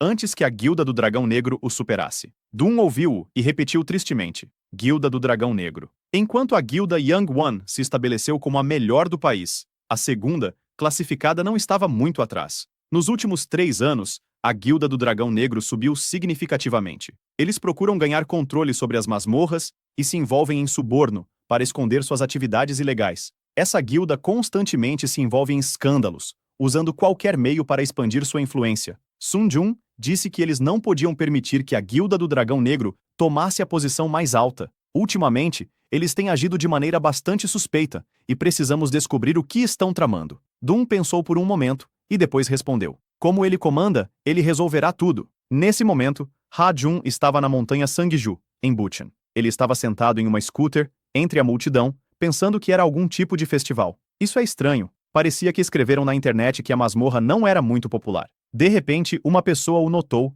e gritou para parar. Ha-Jun ficou terrivelmente surpreso, pensando que o viram, mas ele estava disfarçado. Naquele momento, o homem se virou para outro cara perguntando quem lhe deu permissão para ficar por ali. Ele mandou que se afastasse, e o outro disse, com medo, que viu que a Guilda do Dragão Negro estava recrutando novos membros. Ha-Jun percebeu que ele estava se preocupando à toa, porque o homem não estava falando com ele. O homem gritou que um novo membro estava entrando na masmorra e Rajun pensou que tinha ouvido rumores de que a guilda deles estava assumindo a masmorra, mas não pensava que veria isso com seus próprios olhos. Ele achou estranho que a associação de caçadores não estivesse fazendo nada, embora isso não fosse da sua conta. Com esses pensamentos, ele entrou no portão e se encontrou na masmorra da Montanha Hua. O aplicativo mostrava que o destino estava à frente, e ele estava aproximando do local. Ha-Jun achou estranho, de acordo com o mapa. Deveria ser por ali. Levantando aqui a cabeça, ele pensou com medo que não lhe dissessem que ele tinha que encontrar o cliente no topo da montanha. Ele ficou muito chateado com isso, pensando: e se a montanha se transformasse em um monstro como da última vez e corresse atrás dele? Ele decidiu confiar na roupa e a vestiu, esperando que ela o ajudasse a lidar com os monstros, pensando: ok, vá em frente. De repente, alguém o chamou, chamando-o de entregador e gritando: aqui. Hai Johon começou a olhar ao redor. Uma voz gritou que ele estava olhando na direção errada e precisava olhar para baixo. Olhando para baixo, Ha-Jun gritou de choque. Ele viu uma cabeça e gritou: uma cabeça de macaco falante! O homem de quem ele tinha medo olhou debaixo do chão e disse para ele não ficar tão assustado, perguntando se ele já tinha visto um macaco falante. Ha-Jun ficou surpreso, perguntando se ele tinha pedido a entrega. O homem teria respondido a ele. Disse que o cara com o chapéu disse que ele poderia atender a qualquer pedido. E Ha-Jun, olhando para ele maravilhado, pensou consigo mesmo: o cara do chapéu, então é tudo culpa dele. O homem disse que precisava que ele pegasse algo para ele, e Ha-Jun disse que faria tudo sem problemas. O homem se virou para ele e disse que poderia chamá-lo de Belo Rei Macaco, o Buda vitorioso, como ele quisesse, mas ele preferia que o chamasse de Grande Sábio ou Próximo ao Céu. Ha-Jun repetiu pensativamente: belo e vitorioso, perguntando o que vinha a seguir. O homem suspirou e disse para ele simplesmente chamá-lo de Sun Wukong. Haong repetiu: Sun Wukong, espantado. Ha-Jun perguntou a ele interessado se ele poderia fazer uma pergunta: por que ele estava ali? Sun Wukong disse pensativamente sobre isso, dizendo que tipo de punição o velho imperador de Jade o puniu, e ele só pegou alguns pêssegos. Ele disse que queria verificar se estavam maduros, e ele os enterrou em algumas mordidas. Ha-Jun, ouvindo a história surpreso, perguntou o que ele precisava trazer. Sun Wukong disse que não havia nada de especial. Ele só precisava ir em frente, e ele encontraria uma grande pilha de lixo em que uma caixa estaria escondida. Isso era o que ele precisava. Ha-Jun pensou: uma caixa em uma pilha de lixo? Olhando para o telefone, viu que a distância era de cerca de 10 quilômetros, não tão longe, dizendo que voltaria logo. Sun Wukong olhou para ele debaixo da pedra e riu. 3 pessoas estavam segurando armas, e uma delas, de pé, disse com medo: é esse o chefe da Montanha Hua? À frente deles estava um enorme robô de pedra coberto de musgo, e um deles gritou: 8 trigramas. Naquele momento, uma mulher se aproximou deles e disse que não precisavam ter medo. Era a líder da Guilda do Dragão Negro, classificada em 60º lugar, a caçadora mítica Jahan. Ela disse que sempre há uma saída. A jovem guilda pode tê-los eclipsado limpando o abismo, mas se conseguirem derrotar esse chefe, eles os ultrapassarão rapidamente e ocuparão o lugar da melhor guilda. Jahan disse isso com olhos loucos e gritou confiantemente para todos atacarem. O homem à frente gritou: avante! E todos correram em direção ao monstro. O cara com o capacete disse assustado que tinha um pressentimento estranho, mas o monstro nem tinha começado a se mover. De repente, todos sentiram um tremor debaixo deles. O monstro estava de pé à sua frente, seus olhos brilhavam vermelhos, e o monstro gritou de forma dilacerante. O cara gritou: o quê? E como deveriam revidar? O cara com o capacete gritou que isso não podia acontecer. Não foram avisados de que teriam que lutar contra o chefe. Um dos 3 homens de terno e gravata, que usava óculos, gritou para eles dizendo que precisavam parar de reclamar e tomar suas posições, e que qualquer um que deixasse sua posição seria morto. O soldado gritou seriamente como iriam lutar contra isso. O homem de cabelos escuros gritou confiantemente para todos tomarem suas posições. Eles seriam esmagados como panquecas se fossem distraídos, então não há tempo para perder. Olhando para ele, o homem com óculos perguntou a Jahan se ela achava que eles poderiam ter sucesso. Jahan cobriu o rosto com um leque e disse misteriosamente: quem sabe? Nesse momento, Ha-Jun estava andando de scooter na mesma área. Ele sentiu um tremor e ficou surpreso pensando: foi um terremoto? Ele viu macacos correndo em sua direção e pensou que até os monstros estavam fugindo. Ele viu nuvens de fumaça e pensou que isso não era bom. Naquele momento, ele lembrou que estava usando uma roupa especial e decidiu verificar o que estava acontecendo, indo mais longe. Nesse momento, os soldados lutavam contra o monstro. O monstro destruía todos. Ele foi atacado por flechas, mas elas simplesmente ricocheteavam no peito de pedra dele. O homem de cabelo escuro disse, confuso, que eles não estavam conseguindo. dos soldados se virou para Jahan, perguntando se ela poderia protegê-los. Ele disse que, na verdade, veio para se juntar à guilda e não para lutar. Ela respondeu que, se saírem vivos, a reputação da guilda dispararia. Seus olhos brilhavam loucamente e o cara gritou: "O quê?" De repente, um homem de óculos deu um soco no rosto dele, e Jahan disse confiantemente que ele veio para ajudar e limpar a masmorra, que não era tão difícil. O homem de cabelo escuro, tentando animar os soldados e reviver o espírito de luta deles, gritou confiantemente que juntos eles conseguiriam. Mas o monstro os atacava sem piedade, enquanto os soldados tentavam atacá-lo. O homem de cabelo escuro gritou para atacarem. Todos correram em direção ao monstro, e ele de repente caiu. Um dos soldados gritou: "Ótimo!" Outro respondeu que conseguiram derrotar o chefe. Todos exclamaram alegremente que estavam vivos. Mas um dos soldados perguntou se isso não era o fim ainda. De repente, ele olhou para a frente em choque e viu os olhos do monstro se acenderem novamente e ele se levantar. Os soldados ficaram atônitos e sem palavras. E Jahan riu, dizendo que era hora do segundo round. O enorme monstro caminhava para frente enquanto Rajun corria atrás dele, gritando: "O que mais é isso?" Duan estava parado e pensou que ontem estava em Suan e hoje já estava indo para Butchen. Nesse ritmo, ele poderia viajar por toda a província de Gyeonggi. De repente, ele viu o portão e pensou: "Por que não há segurança cair aqui?" Naquele momento, alguém o chamou. Era um homem rechonchudo. Duan perguntou surpreso de onde ele tinha vindo. O homem disse irritado para ele medir suas palavras. Pensando em Dun, ele ficou irritado e perguntou novamente, com um tom de ataque, o que ele estava dizendo. Ele mesmo pensou que aquele era um cara da associação, ficando ainda mais irritado com ele por ser da guilda do Dragão Negro, gritando com ele da estrada enquanto passava. Ele deliberadamente esbarrou no ombro do homem, e ele gritou para ele ficar onde estava. Dun o ignorou e seguiu em frente, pensando que, se subornassem as pessoas da associação para controlar a entrada daquele portão, então eles queriam matar o chefe da masmorra. Ele percebeu que precisava avisá-los que a guilda jovem parou de invadir os portões da Montanha Hua por uma razão. O nono Trigran se torna verdadeiramente furioso quando entra na segunda fase. Rajun gritou surpreso: "O que é isso?" Olhando para o monstro, ele percebeu que não era algum pedaço de lixo, pensando que isso era demais. Mesmo com aquela roupa, ele não conseguiria lidar com isso. Tenso, ele xingou e pensou o que deveria fazer agora. De repente, ele viu Jahan e pensou que a conhecia. Ela era da Guilda do Dragão Negro. O cara na frente dela estava ajoelhado, o homem de óculos o arrastava, e ele pedia desculpas, prometendo que lutaria se ela o deixasse ir e não o matasse. Eles dois subiram no ombro do monstro, e Rajun, olhando para isso, pensou no que ele estava fazendo. O cara estava segurando o outro pelo capuz, e havia fogo abaixo. Ele pretendia jogá-lo para baixo, e o cara gritava desesperadamente, implorando para deixá-lo ir, porque ele queimaria. O homem disse insensivelmente que isso não era problema dele agora, porque ele tinha que morrer em batalha, dizendo adeus, e soltando o capuz. Naquele momento, Rajun xingou e voou até o monstro a toda velocidade, conseguindo agarrar o cara. Todos ficaram chocados com o que estava acontecendo. E Jahan gritou: "Quem é esse?" Eles perceberam que ele havia acabado de derrotar um rank B com um golpe. Rajun segurou o cara em seus braços e perguntou como ele estava. Ele suspirou, dizendo que estava muito grato por tê-lo salvado, mas seria melhor acertá-lo nos olhos agora. Rajun não entendeu o que ele estava falando quando de repente ele se virou e percebeu que estava acabado. A multidão perguntou espantada: "Quem é esse homem de capacete?" Rajun pensou que poderia simplesmente pegar a caixa e fugir, e enquanto isso eles seriam detidos por esse bandido. Ele disse ao homem para não se preocupar com ele, porque ele simplesmente não podia assistir a ele ser morto, e o homem que ele salvou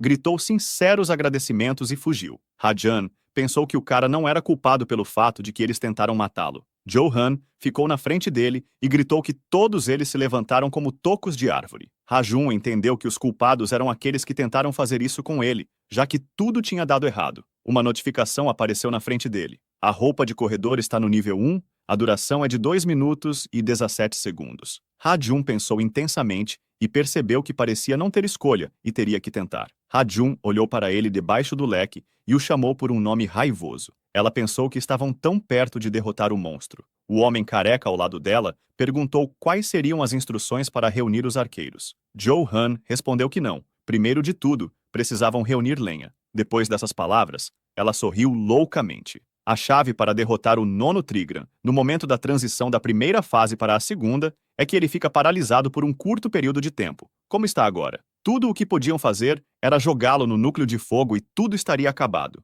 O homem careca ao lado de Johan gritou para ela olhar. Ela olhou para cima surpresa, onde Ha-jun estava, que tinha subido ao céu e se aproximava do monstro pelo ar. Ele olhou para o monstro surpreso e pensou: tem buracos na cabeça? Decidindo que provavelmente era o ponto fraco, Ha-jun preparou o punho para acertar o monstro na cabeça com toda a força. Jo-han gritou chocada: o que esse homem está fazendo lá? Ele está tentando acordar o nono Trigram! Ela gritou, ordenando que ele parasse, dizendo para atirarem nele ou fazerem qualquer coisa, pois ela não se importava. Com essas palavras, os arqueiros miraram em Ha-jun. Jo-han gritou apenas para pará-lo. O monstro estava atacando naquele momento, e Ha-jun tinha 1 minuto e 31 segundos de ação restantes para a roupa. Ele gritou: que quebre já! De repente, a janela do sistema revelou perigo, e ele saltou do monstro, desviando surpreso. Ele pensou: são flechas? Ele ficou chocado. Eles realmente querem me matar? O homem careca abaixo gritou para Jo-han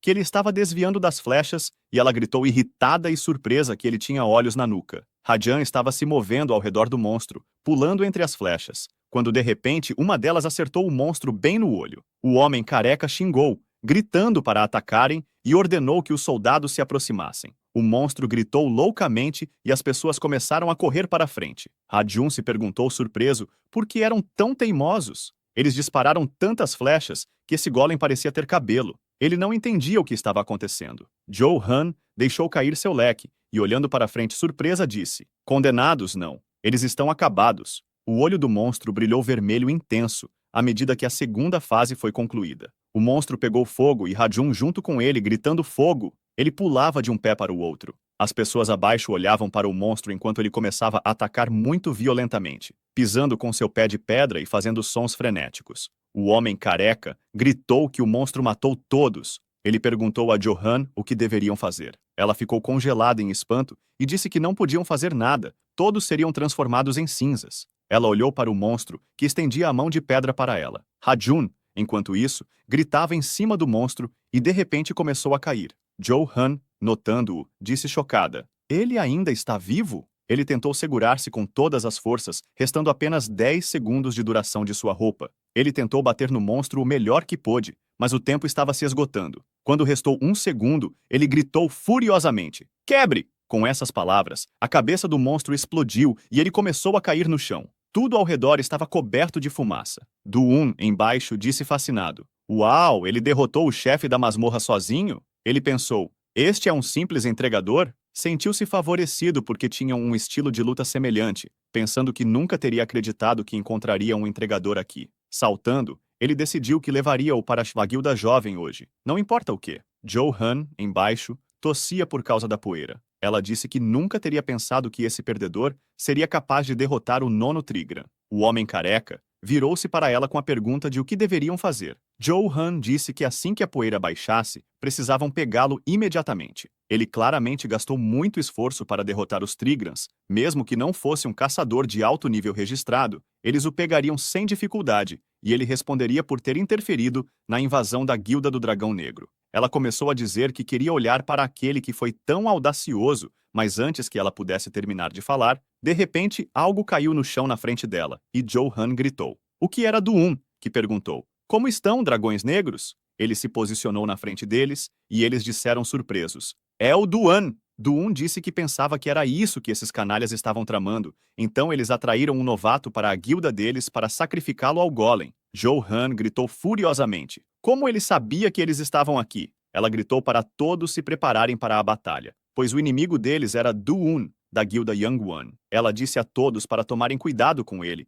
e pensou que ele apareceu na frente deles de maneira tão pretensiosa. Havia muitos mais deles do que ele pensava. De repente, perguntando a si mesmo onde estava o mensageiro, ele decidiu que ele deveria estar por perto, e o homem de terno correu em direção a Jo-han, gritando que estavam em apuros. Ela perguntou impacientemente: o que foi agora? O homem disse: veja, o cara do capacete desapareceu. Jo-han se virou para olhar para ele e disse chocada: o quê? Ela gritou. Desapareceu? Para onde ele poderia ter desaparecido depois de uma explosão dessas? Do-un pensou amargamente que ele se envolveu nisso em vão. Ha-jun caminhou de volta segurando seu capacete e pensou que essa era sua última aventura. Ele quase acordou no Olimpo, mas não porque completou a entrega com sucesso. Depois disso, ele se perguntou se tivesse morrido, ele iria para um reino celestial completamente diferente. Perguntando-se o que havia de errado com ele, Por que ele teve que intervir e ajudar esse cara quando ele nem mesmo era um caçador? Ha-Jun decidiu não repetir esse erro novamente. De repente, notando algo, ele olhou para frente surpreso, dizendo: "Esta é a montanha Sang-Jun. O calabouço desapareceu porque ele matou o chefe?" Os portões, que ninguém havia limpado por muito tempo, se materializaram no mundo denso na forma de um calabouço, então sempre foi possível entrar lá novamente e novamente. No entanto, as passagens para o calabouço eram dadas apenas a caçadores cuidadosamente selecionados. Mas desta vez, o calabouço foi limpo, nem mesmo por um caçador, muito menos por um mensageiro registrado, mas por um mensageiro comum. Ele esperava que isso não causasse uma reação adversa. De repente, ele pensou por um minuto, exatamente pelo que ele acabou de arriscar a vida. Depois disso, ele imediatamente pensou: "Ah, certo, Sun Wukong." Ele olhou para ele e disse: "Ah, ele voltou." Dizendo que ele pensou que lidaria com isso mais rápido, Ha-Jun chorou naquele momento e falou mais rápido. Ele gritou que se soubesse pelo que ele teve que passar, Sun Wukong perguntou surpreso: "Por quê?" Ele disse para ele se acalmar e contar.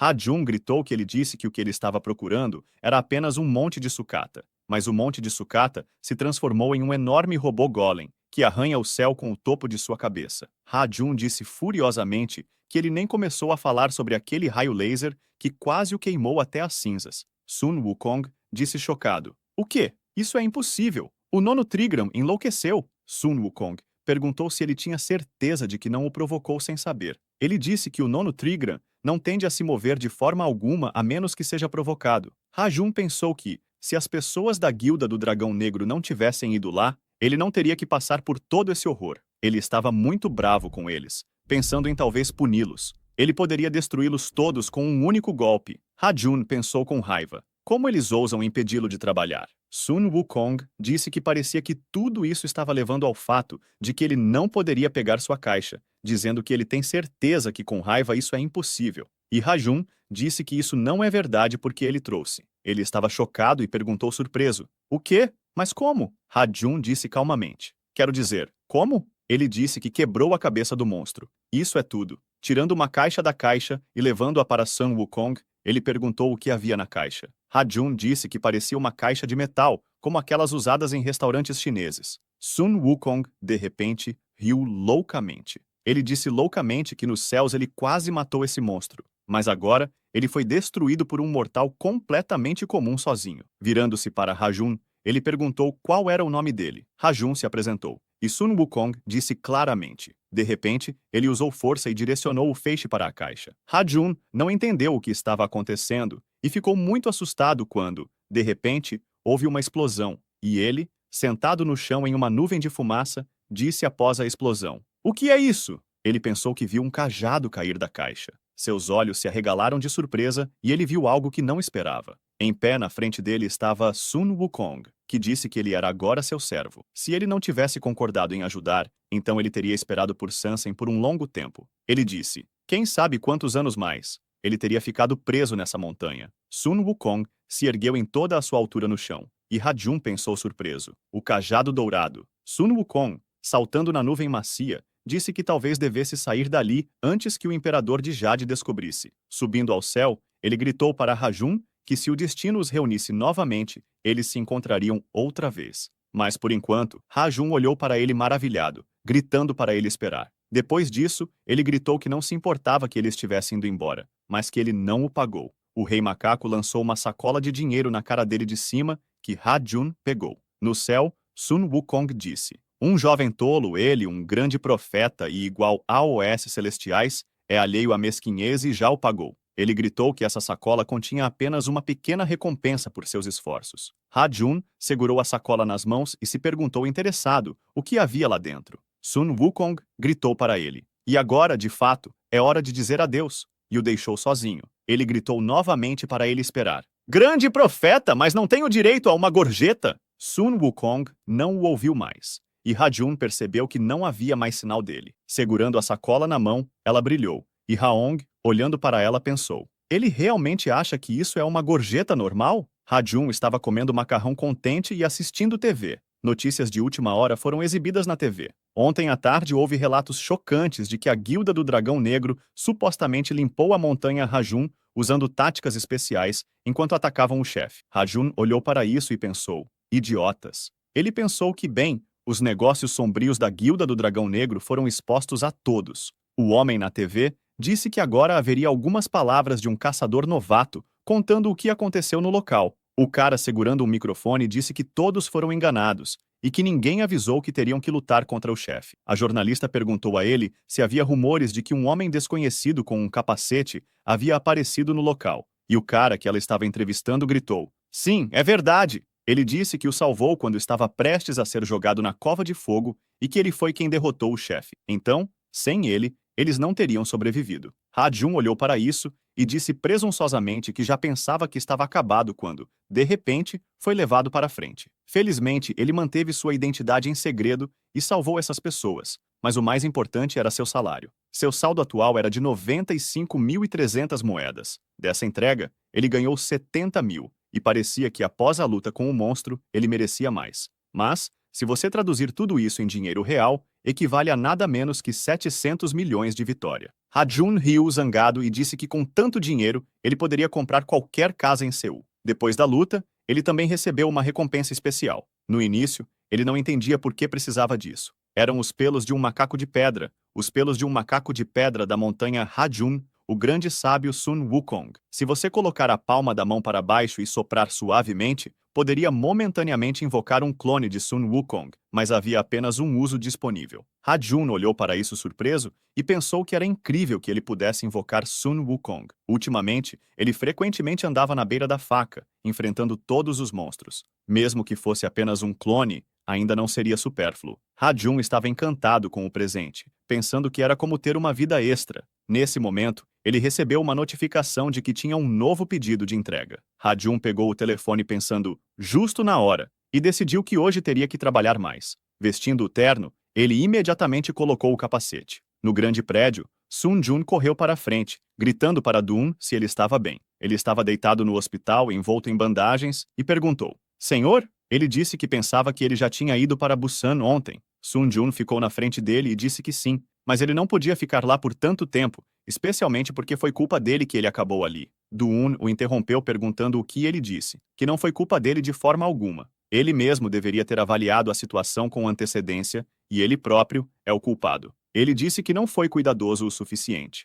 Sun Jun pensou que as pessoas da Guilda do Dragão Negro realmente tentaram roubar o caçador da Guilda Yangwan. Ele percebeu que não deveria ter subestimado suas habilidades. Ele deveria ter enviado Irene com ele. Ele decidiu que, da próxima vez, ele pessoalmente lidaria com a Guilda do Dragão Negro. Song Jun perguntou cuidadosamente a Dun se ele estava melhor. Ele disse pensativamente: "Bem, o médico disse que a situação não era muito boa." Ao ouvir isso, Sun Jun gritou: "O quê?" Ele disse inquieto que queria dizer que sua carreira como caçador, mas antes que ele pudesse terminar de falar, Dun, com um sorriso no rosto, disse que estava brincando. Ele perguntou alegremente: "E você acreditou, né?" Ele disse que lhe disseram que a fratura não era tão grave, então a recuperação não demoraria muito. Perguntou a ele: "Você realmente achou que eu iria me aposentar por causa de alguns ferimentos?" Sun Jun se virou para ele, deu um tapinha em sua bochecha e disse que achava que agora era a hora de ele se aposentar. Duan gritou com medo que nunca sairia porque prometeu estar com ele até o fim. Depois, Sun Jun gritou seriamente para todo o hospital: "Aquele cara no scooter derrotou o chefe? Ele fez isso sozinho?" Duan respondeu que sim. Ele viu com seus próprios olhos que ele apareceu do nada e cortou a cabeça grossa daquele monstro sem nem usar uma arma. Foi uma luta de punhos pura. Sonhadoramente, ele disse que achava que eles eram até um pouco parecidos, e a propósito, ouviu dizer que alguns dos caras foram enviados para Norianjin. Perguntou como tudo correu. "Você encontrou esse cara?" Sun Jun respondeu insatisfeito que eles procuraram por toda a vizinhança, mas não o encontraram em lugar nenhum, e Dun gritou surpreso: "O quê?" Sun Jun disse que o rastrearam pelas câmeras enquanto ele entrava no beco, e depois parecia ter evaporado. Naquele momento, Ha-Jun estava andando de scooter e espirrou, pensando que alguém estava falando dele de forma não amigável. Ele dirigiu ao longo da estrada rosa, dizendo que sempre havia uma diferença de temperatura ali. Mais tarde, ele chegou à casa de Ha-Jun. Ha-Jun gritou para ele que estava lá, e entrando em sua casa disse: "Aqui está ele." Hefesto estava ocupado com o trabalho, e Ha-Jun decidiu que deveria esperar até ele terminar. Talvez fosse por causa do calor repentino, mas ele estava se sentindo um pouco sonolento. Ha-Jun, naquele momento, sentiu uma sensação tão calorosa que o lembrou de algo, como se estivesse novamente nos braços de sua mãe. Adormecendo, ele caiu em cima de Hefesto, e ele perguntou como ele havia acabado ali. Ha-Jun acordou em seus braços, afastou-se repentinamente e gritou: "Por que você virou minha mãe?" Hefesto riu e disse que parecia que ele estava cansado. A entrega de hoje levaria bastante tempo, perguntando se ele tinha certeza de que conseguiria. Ha-Jun pensou por um longo tempo, surpreso, e sabia que geralmente davam um prêmio por isso. E depois disso ele disse que estava pronto para viajar pelo mundo todo por uma quantia decente. Hefesto riu, satisfeito, dizendo que sabia que podia confiar nele. Entregando-lhe um cajado, ele disse que acabara de usar o roubo celestial que ele pedira. Disse que precisava ser feito hoje, então deveria se apressar. Ha-Jun perguntou surpreso. Hoje? Ele disse que achava que era a hora, e olhando para o que Hefesto lhe deu, pensou: um cajado com cabeça de cobra? Perguntou a Hefesto. Onde devo entregar isso? Ele respondeu: para a pirâmide. Ha-Jun perguntou espantado. O quê? Ele perguntou a Hefesto se achava que seria mais fácil enviar por encomenda, e em geral, como a pirâmide se relacionava com a mitologia grega. Ele disse que não sabia que ele era tão insistente, pedindo para não pensar assim, porque não eram apenas os de Olimpo que buscavam seus serviços. Ha-Jun, olhando para ele, pensou: deixe ele não tentar fingir ser fofo. Correndo de volta, ele disse: ok, eu vou entregar, só preciso de algumas horas. Pensando consigo mesmo: será que ele conseguirá chegar ao Egito? Hefesto gritou para ele parar porque quase esqueceu algo. Ele disse que o cliente para quem ele entrega é bastante exigente, então ele tomou a liberdade de encontrar um assistente para ele. Ha-Jun se virou, espantado, e pensou: como isso pode ser? De repente, alguém disse que estava cumprimentando-o e estava ali sob ordens de Cupido. Era uma garota que disse que seu nome era Lúcio e que estava pronta para servir. Ha-Jun estava andando de scooter e pensou que estava preocupado à toa. A pirâmide está localizada dentro do reino mitológico, então ele não precisa ir ao Egito. Além disso, nas nuvens, ele não precisa ficar preso em engarrafamentos. Comparando tudo isso, ele decidiu que essa entrega seria mais fácil do que nunca. Nesse momento, Lúcio gritou que ela havia sido enganada. Ela pensou que estava indo ajudar Hefesto e não andar em um scooter de alguém. Ha-Jun pensou que se essa garota não o tivesse seguido, ela estava empurrando a cabeça dele com os pés. E ele disse para ela se ela podia ficar quieta porque falava demais. Lúcio, descontente, disse para ele não chamá-la de pequena, porque para uma ninfa ela era muito alta. Ha-Jun estava enlouquecendo e pensando por que Hefesto colocou essa criança com ele. Uma hora atrás, a garota disse que seu nome era Lúcio, e que era uma honra para ela servir a Ha-Jun. Ha-Jun olhou para ela surpreso, e Hefesto perguntou a ele se achava que ela não seria útil para ele. Ha-Jun perguntou a Hefesto se ela era sua assistente. Lúcio impacientemente disse para ele seguir as regras, e não olhá-la de cima para baixo só porque ela era uma ninfa. Hefesto disse que não era que ele não confiasse em Ha-Jun, mas não podia negar que ele não era tão bom em mitologia. Ha-Jun o interrompeu com hostilidade, mas Lúcio entendia tudo muito bem. Hefesto disse que achava que ela o ajudaria muito, e ele não teria que se preocupar com nada. Mais tarde, eles estavam dirigindo juntos, e Lúcio, cutucando o nariz, disse que aquilo era muito chato. Por que ela deveria fazer tudo isso para ajudar uma pessoa estúpida? Virando-se para ele, ela lhe deu um chute na cabeça, perguntando quanto tempo mais iria demorar. Ha-Jun não respondeu, e ela gritou descontente: ele está me ignorando? Ele pensou: aqui está uma pequena espinha, e disse a ela que se ela não quisesse que ele a deixasse com a entrega, deveria sentar-se quieta e não distraí-lo, e ele diria a Hefesto que ela completou sua tarefa. Lúcio perguntou chocada: ele está tentando manchar sua honra? Quando Lúcio frequentava o ensino médio Streamwater,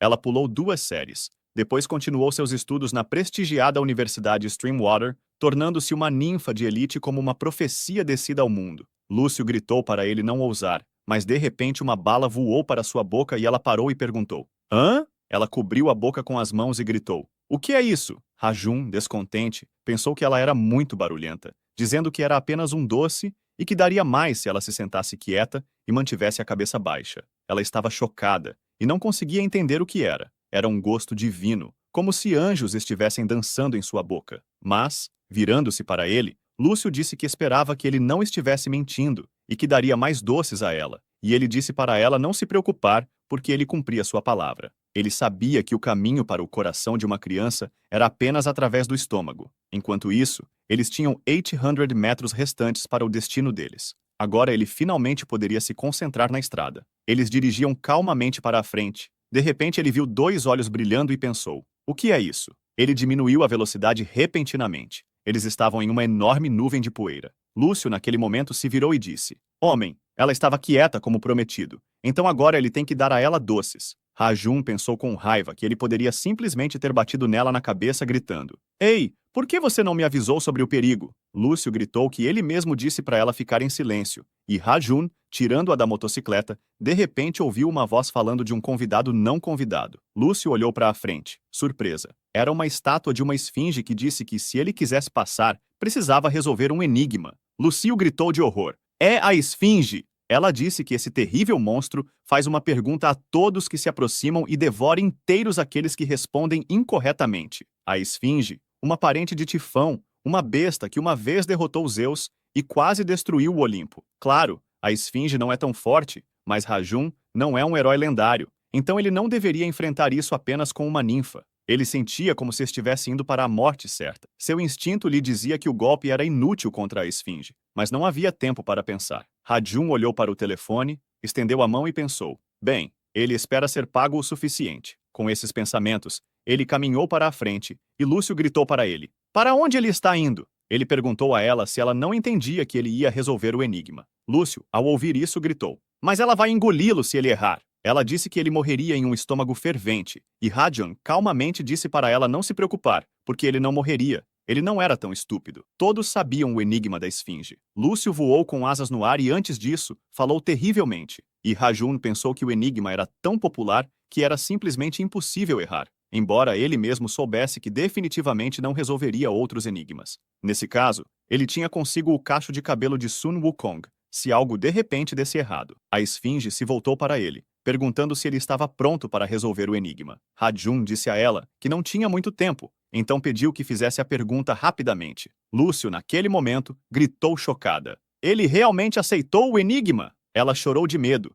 e a esfinge disse: Adivinhe ou morra. Naquele momento, ela decidiu que, sendo uma ninfa incrível, resolveria o enigma de qualquer maneira. Depois disso, a esfinge disse: Excelente! Aqui está o enigma. Rajun pensou que a resposta era óbvia. Era uma pessoa, ele pensou. O enigma seria quem anda com 4 patas de manhã, 2 à tarde e 3 à noite. Ele já tinha visto esse enigma na TV tantas vezes que lembrava de tudo perfeitamente. Ele resolveria o enigma e nem teria tempo de terminar. A esfinge perguntou a ele que som um pato faz quando cai. De repente, Rajun ficou muito confuso, olhando para isso, e a esfinge esperando por uma resposta. Rajun perguntou surpreso ao pato. Lúcio tentou pensar, pensamentos correndo em sua cabeça, e de repente desistindo, gritou que não sabia a resposta e pediu desculpas por não poder ajudar. Ela gritou furiosamente que não queria ser comida viva. Uma garota desconhecida estava com as mãos sobre uma bola de vidro e disse sorrindo que parecia que tinham visitantes curiosos. Poeira girava ao redor da esfinge,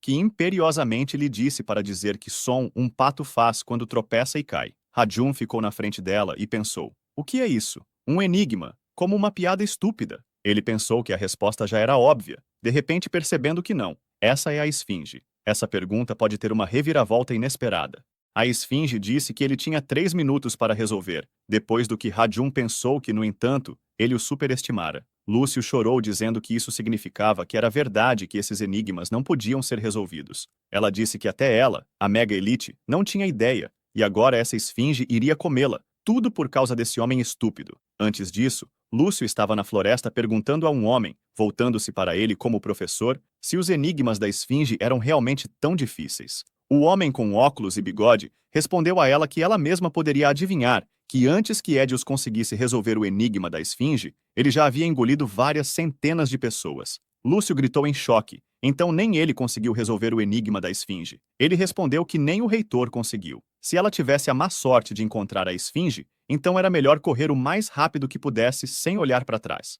Lúcio chorou dizendo que ele avisou que eles nunca resolveriam esse enigma. Mas naquele momento, Rajun declarou decisivamente que a resposta era Quaco. Lúcio de repente ficou completamente fria, gritando: O quê? Ela perguntou o que ele se permitia, homem. Ela estava furiosa. Como ele poderia desperdiçar sua única tentativa tão mediocramente? Ela gritou: Quaco! Isso nunca ocorreria nem a um completo idiota. Sacudindo-o, ela gritou com raiva que se ele queria morrer rápido, deveria fazer isso quando ela não estivesse por perto. Naquele momento, a esfinge riu, dizendo que isso estava certo. Lúcio perguntou em choque como essa resposta poderia estar correta. Rajun perguntou a ela se ela nunca tinha ouvido falar de enigmas absurdos. A esfinge, virando-se para Rajun, disse que o alienígena o elogiava por esse enigma, e agora ele podia passar. Ha-Jun de repente gritou rudemente nesse momento se ele podia calar a boca. Ele resolveu seu enigma estúpido, então deixasse-o em paz. A esfinge, ouvindo isso, gritou: "O quê?" Ha-Jun disse a ele para inventar algo mais inteligente da próxima vez,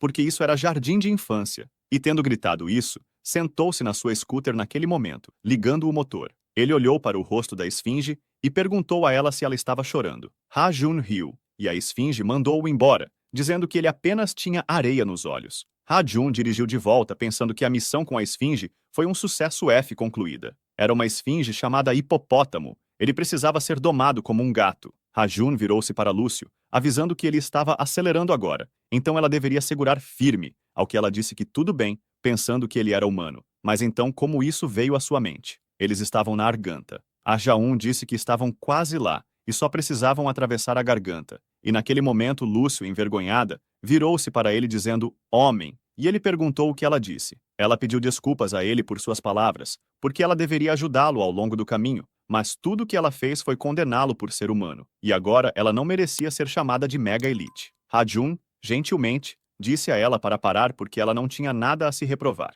Ele às vezes ouvia coisas piores em seu trabalho como entregador, então suas palavras não o magoaram nem um pouco. Ele disse que se sentia como se fossem feriados e ele estivesse cuidando de seu primo mais novo, então ela não precisava se preocupar e tudo estava bem. Perguntando a ela se ela entendia, ela, surpresa, agradeceu a ele por isso. Mais tarde, eles chegaram à pirâmide. Parados na frente dela, Lúcio disse que suspeitava que as pirâmides eram tão enormes, mas não podia nem ver o topo daqui. Raon balançou a cabeça. Segundo o mapa, eles deveriam ter sido esperados aqui. De repente, Lúcio gritou para ele olhar porque Ha-Jun e Lúcio estavam surpresos ao ver algo escrito ali. Ha-Jun perguntou surpreso: "O que é isso?" Lúcio começou a ler o que estava escrito, dizendo que estava escrito ali: "Se não houver guarda, toque a campainha." Ha-Jun, após ouvir, disse chocado: "Uau! Você pode ler hieróglifos egípcios?" Lúcio, sorrindo de forma arrogante, respondeu: "Sim, afinal, eu sou uma Mega Elite." Ele disse a ela que isso era realmente incrível. Ele pressionou o botão de chamada quando, de repente, tudo brilhou em azul e ele gritou: "O que está acontecendo?" Lúcio disse que isso era algum tipo de magia gravitacional, mas também dizia para tocar a campainha. Nesse momento, o chão desabou sob eles e eles gritaram que estavam caindo. Depois disso, eles caíram no chão. Ha-Jun limpou a garganta e disse que nem podia acreditar que sobreviveu a uma queda dessas. Era muito doloroso para ele se levantar e de repente exclamou: "Lúcio!" Ela estava deitada esmagada sob ele, e ele disse que ela pelo menos deveria dizer que ele a esmagou. Lúcio ficou em silêncio e ele perguntou chocado: "Eu a matei?" Ela estava deitada e respondeu: "Não, você não me matou." Eles caminharam por um corredor escuro. Ha-Jun iluminou o caminho à frente com a lanterna do celular, perguntando o que fazer agora. Ele estava pensando que parecia que ele não estava fazendo uma entrega, mas passando por algum tipo de missão em uma masmorra. Lúcio de repente olhou fixamente para algo, se virando para ele, e ele perguntou o que ela queria dizer com haver armadilhas no chão. Lúcio pediu a ele para apontar o pedaço de metal brilhante para ali, apontando para a parede, depois do que Ha-Jun pediu a ela para iluminar a parede. Ele entregou o celular e perguntou o que estava escrito ali. De repente, ele disse: "Este é o mesmo afresco. Parece que há pessoas e gigantes pintados aqui." Lúcio gritou chocada com o mural. Ha-Jun perguntou a ela com interesse o que era, se ela entendia algo. Lúcio disse a ele que ela tinha ouvido falar de uma certa deusa maligna que adorava sequestrar e torturar. Esses afrescos devem ter sido criados pelos ancestrais dela para contar sobre crimes terríveis contra seu povo. Ha-Jun olhou para os afrescos e pensou que, pessoalmente, ele não via nenhum crime nessas imagens. E, no geral, parecia mais uma festa. Lúcio gritou que dizem que você encontra inimigos quando menos espera. Ela gritou que neste dia ela se vingaria pelo sofrimento dos ancestrais, ao que Ha-Jun calmamente disse a ela que não haveria vingança, perguntando se estava tudo bem. Ele disse que quem quer que vivesse nesta pirâmide era, antes de tudo, o cliente deles. De repente, alguém atrás deles pisou no chão, que iluminou tudo ao redor com luz, e perguntou por que eles tinham se infiltrado na casa da deusa. Era uma garota bonita com cabelo escuro que estava olhando para a bola anteriormente. Um brilho emanava dela, e ela disse algumas coisinhas rudes. A garota ficou na frente deles e perguntou qual deles queria vingança. A luz era tão deslumbrante que Ha-Jun não conseguia nem ver quem estava dizendo isso. Lúcio fervorosamente disse que seus ancestrais precisavam ser vingados. Após essas palavras, Lúcio, imprudente mas confiante, voou em direção à garota, depois do que Rajum gritou para ela parar, pensando como uma criança impulsiva. Por que atacar de imediato? A garota disse surpresa. Então ela é uma N? Ela disse que não via ninguém como ela há muito tempo. Lúcio fez um som irritado, e naquele momento, a garota a abraçou alegremente, exclamando que elas eram tão fofas. Lúcio gritou para ela soltá-la agora, porque ela era a inimiga jurada de seu povo. Adjum olhou para ela surpreso, sem entender o que estava acontecendo. A garota disse que há muito tempo ela convidava ninfas para lá, organizando festas e competições para elas, mas enquanto contava isso, a garota lembrou-se de como as jovens ninfas eram doces. Infelizmente, elas não estavam mais com ela. Rajum perguntou surpreso se todas essas ninfas realmente morreram assim, por sufocamento em seus braços. Todo esse tempo, a garota abraçou Lúcio, soltando-a. Ela disse que não podia se controlar e sempre se comportava assim quando via algo tão fofo. E Rajum finalmente entendeu o que Lúcio queria dizer com tortura. Chorando, Lúcio gritou para a garota que ela quase a matou. Só mais um pouco e ela estaria em um barco cruzando o rio Estige. Virando-se para Rajum, ela gritou porque ele não a salvou. Rajum disse que já tinha dito a ela para aprender a se controlar. Lúcio gritou ainda mais, dizendo que ela era como uma prima para ele. Então por que ele não protegia a irmã dele? Ele tentou se livrar dela, ordenando que ela parasse de ser caprichosa. A garota olhou para eles o tempo todo, surpresa, parada ao lado, dizendo que parecia que ela não havia se apresentado. Ela disse que era a senhora dos 2 países mais ricos e ensolarados, a suma sacerdotisa de todos os templos do Egito, a encarnação divina do onipotente Falcão Montanha, e seu nome era Faraó. Parada majestosa na frente deles, ela esperou uma reação, mas Rajum e Lúcio não a ouviu. Ele a convidou para resolverem de uma vez por todas, e o vencedor seria considerado o certo. Ela respondeu: "Vamos lá." O faraó, olhando para eles, perguntou se tinham ouvido alguma coisa. Rajum, distraído, disse que ouviu que ela era o faraó, mas pensou que o rei do Egito se chamava Faraó. Lúcio, descontente, disse que ele era ignorante e seria melhor ficar calado. Lúcio continuou dizendo que, neste mundo, existem 2 tipos de deuses e deusas. Há pessoas como Cupido ou Hefesto, que nasceram deuses, e também há aqueles que alcançaram a divindade durante sua vida, como essa velha tia. O faraó se virou para ela e perguntou se ela não achava feio chamá-la de velha. Ela estava com medo de que o tivesse ouvido, e Rajum se virou para ela dizendo que só estavam ali porque estavam fazendo entregas. O faraó respondeu que sabia, pois os estava observando todo o caminho através de sua bola de cristal. Com essas palavras, ela tirou a bola e Rajum, espantado, disse: "Mas o quê?" De repente, ele tirou uma bengala e a jogou para o faraó, que pegou a bengala dizendo: "Excelente, excelente trabalho e a forma está perfeita." Agradecendo por trazê-la. Virando-se para ele, disse que ele fazia jus à sua reputação. Rajum pensou surpreso. Reputação? Desde quando ele tinha uma reputação? De repente, com a realização, seus olhos se arregalaram e ele pensou: "Pare, isso significa que..." Mas, sem completar seu pensamento, disse em voz alta que agradecia por usar seu serviço de entrega. Depois de pedir que o pagamento e a gorjeta fossem enviados para sua conta, ele pensou que aceitaria enquanto pudesse. Lúcio olhou para ele e disse com nojo que ele era repugnante, pensando: "É realmente necessário se comportar como um mercador ganancioso no mercado?" Ela se virou para Rajum e perguntou onde tinha ido o respeito próprio dele. Ele perguntou surpreso sobre o respeito próprio dela. Ele disse apaixonadamente que respeito próprio não pode ser colocado no pão, e que, aliás, com o dinheiro que ganhava, ele comprava os doces que ela tanto gostava. Então, olhando para ele atônita, ela pensou em doces. Naquele momento, ela estava babando ao pensar nos doces, correu até Han e agradeceu ao faraó por aproveitar seu serviço de entrega. Rajum pensou sobre o que uma pitada de capitalismo estava fazendo com a ninfa. O faraó disse que estava contente em ver que ele era amigo desse pequeno povo e que não precisava se preocupar com o pagamento, pois ela era uma deusa muito generosa. Rajum recebeu uma notificação de que a entrega estava completa, e ele recebeu 50.000 pontos, além de uma gorjeta do faraó no valor de mais 50.000 pontos. No total, ele tinha 195.300 moedas em sua conta, um total de 19.500 e 30 milhões. Rajum ficou espantado com esses números. Lúcio se virou para ele e disse que ela o ajudou, então agora ele tinha doces. Ele pediu a ela doces com um sorriso e disse que agora podia comprar a loja de doces inteira. Ele pensou consigo mesmo que talvez até abriria uma fábrica de confeitos, e Lúcio disse que então ela ficaria com 90% da renda. Depois disso, Rajum perguntou seriamente. O faraó falou tocantemente para olhar para esse pequeno predador, dizendo a Rajum que, agora que ele estava saindo, Ele poderia sair pela entrada principal e não pelo túnel. Ha-Jun perguntou, surpreso, o que ela respondeu que, claro, era nostálgico descer lá, mas estava cansada de receber mensageiros no porão. Ha-Jun, perplexo com suas palavras, disse que pensava que aquela era a entrada. Lúcio disse que havia uma campainha na entrada e que dizia, se não houvesse segurança, para tocar. O faraó disse que não havia guardas lá há vários séculos e que eles poderiam sair pela entrada principal. Ha-Jun perguntou chocado, sério? Lúcio disse alegremente que isso significava que não era a porta da frente. Ela disse que Ha-Jun ficou ofendido, dizendo que não haveria doces. A ninfa gritou que ele era mau,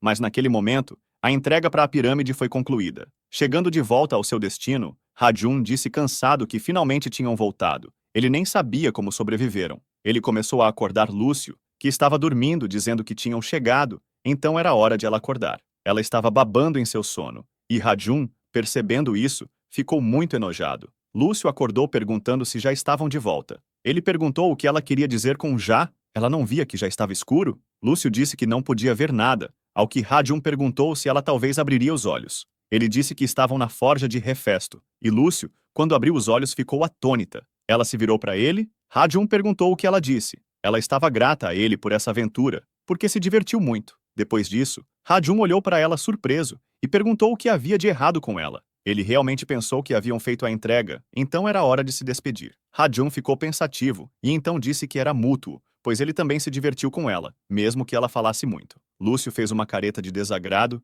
e perguntou por que ele disse que arruinou um momento tão tocante. Ele disse que estava dizendo a verdade e que ela não negaria que falava muito. Ele pensou que parecia que já tinham se apegado um ao outro. Lúcio disse que nunca mais trabalharia com ele, e Ha-Jun respondeu que isso também era mútuo. Ele não esperava que se tornassem amigos. Heus, chegando cautelosamente, disse que eles eram suas estrelas e que não tinha nada além de palavras entusiasmadas. Ele disse que pensou, e se trabalhassem como um casal? Ha-Jun ouviu isso surpreso, olhando para Lúcio e perguntando junto com ela,